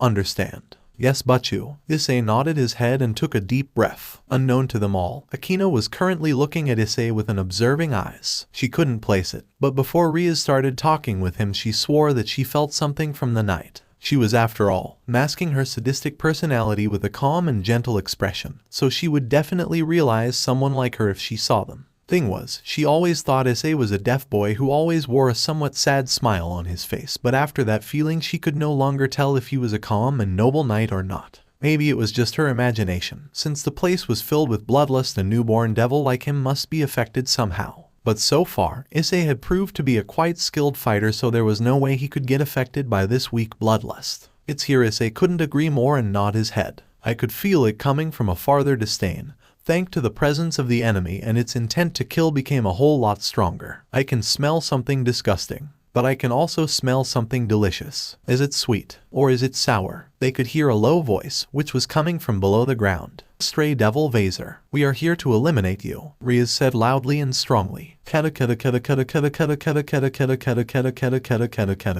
The abnormal laughter echoed around them. That was no laugh of a human being. It was the laugh of a monster. And a topless woman appeared from the shadow. At first Issei thought this stray devil would take on the form of a very tall woman, but the heavy footsteps told him otherwise. The next thing about Vaser that appeared was the lower body of a gigantic beast. It was a grotesque being with an unnatural form having a woman's upper body, and the lower body of a monster, holding 2 spears in its hand. The lower body of the monster had 4 fat legs with sharp claws, and it also had a snake tail. From the size of it, it was definitely more than 5 meters tall. Leaving your master's side and rampaging as you please definitely deserve death. In the name of Duke Gremory, I will gladly eliminate you. You are cunning for a little girl. I will rip your body and color it in red just like your hair. The monster barked, but Rias made a fearless laugh. Grunts sure do speak in a stylish manner. She then glanced to the boy standing next to her eyes. Yes, Issei sprinted ahead as soon as Rias' order was given. In just a blink he was already in front of them. This is my knight, and he will be your opponent tonight. Rias put a hand on Issei's shoulder and said to the stray devil hopefully. You can take care of him, she said mockingly, and let Issei step forward, making the stray devil become a lot angrier, and attacked Issei with its spears. But much to everyone's amazement, Issei simply rose his still undrawn sword to block Vaser's spear, as if the attack was weightless. Issei must have a rather strong spiritual energy to block it flawless like that. Rias said that sword, after all, is no ordinary demonic sword. It has the power to absorb some of the user's spiritual energy to harden itself, making it almost unbreakable. Rias smiled. Not only that, when reached a certain amount of energy, a red barrier then suddenly appeared around the scabbard of Issei's sword, and it knocked Vaser's spears back. The scabbard have the power to bounce back the attacker's weapon when blocked. Master know about Issei undrawn style, so he specially chose this weapon for him. Kiba nodded his head. It's very effective and can be extremely deadly in an undrawn swordsmaster. Just like Ria's word, Kiba's speech. When Vaser attacked again, Issei raised his sword with one hand gripping the handle tightly, and the other was put on the black scabbard, blocking the spears effortlessly by swatting them to the sides. This, however, also covers some of Knight's weaknesses over powerful strength opponent. Kiba explained. Before the stray could take his spears back, Issei already charged forward with speed that made him nothing but a blur. His sword brought back in one of his undrawn style. Within seconds, Issei's speed increased threefold, reaching the ultimate speed that could no longer followed by normal, untrained eyes. Next moment, the scream of the monster echoed. Jaya as its right arm were cut from its torso along with the spear. Blood gushed out of its wound. Issei reappeared underneath the stray with the scabbard of his sword tainted in blood. A sharp, extremely clean cut with an undrawn sword. Damen Siekt. Stomp. The beast tried to stomp on Issei with its gigantic front limb, but Issei easily dodged it by moving out of the way, and ran at the nearest wall fast enough to run up on the vertical surface before stopping when he reached the monster height, bending his knees before pushing his feet onto the hard surface, launching himself toward the stray while twisting his body around. Its last arm was separated from its body less than a blink of an eye. "That's enough eyes," Rias said with a satisfied smile. "You can leave the rest." But a frown appeared on her face when Issei reappeared on the opposite wall with his bangs shadowed his eyes, with his lips forming into a strange, cruel smile. He was enjoying this thrill, this excitement, his entire body was being shaken by them as his left hand moving on the scabbard that coated in the stray's warm blood. "I will kill him," his cold, chilling voice sent shiver down everyone's spine. He made the same movement like before and grabbed the handle tightly, launching himself toward the stray while slowly unsheathing his sword. Ironically enough, the blade was glinting and some kind of aura was being released from inside of the scabbard. He was aiming for the head. "Eyes, that's enough," Rias cried out. At the very moment, a sharp pain shot through his entire body, coming from the scars on the right side of his body, snapping the knight out of his state. "Eyes, remember, never fight with a drawn sword, unless you truly want to kill your opponent." His grandfather's voice echoed within his head and Issei resheathed his sword at the last moment. But somehow, he still managed to put a deep gash on the stray devil, going all the way from its right shoulder to its left hip, making a massive amount of blood to shot out of it. Issei's feet touched the ground and he turned around a little to look at everyone, the left side of his face filled with the monster's red blood. "Akino, you guys finish it," Rias ordered, and her queen, along with the pawn and the rook, stepped forward to end the stray devil's life. Rias, however, grabbed Issei's wrist and pulled him out of the area. "Oi, Butchu, what's wrong?" Issei asked in confusion when they were outside of the building. But Issei could still hear the scream of the monster as well as the sound of lightning striking violently. "What's wrong?" Rias asked in shock. "Are you really asking me that? What happened back there?" "Eyes, that wasn't you. What are you talking about, Butchu?" She glared at for a long second. "Okay, I might overdid it a bit, but didn't we come here to take that stray devil down?" "Yes, we came here to kill that thing, but you're enjoying it." "Akino-san is enjoying it." The knight pointed her hand to the factory, where a sadistic laugh could be heard.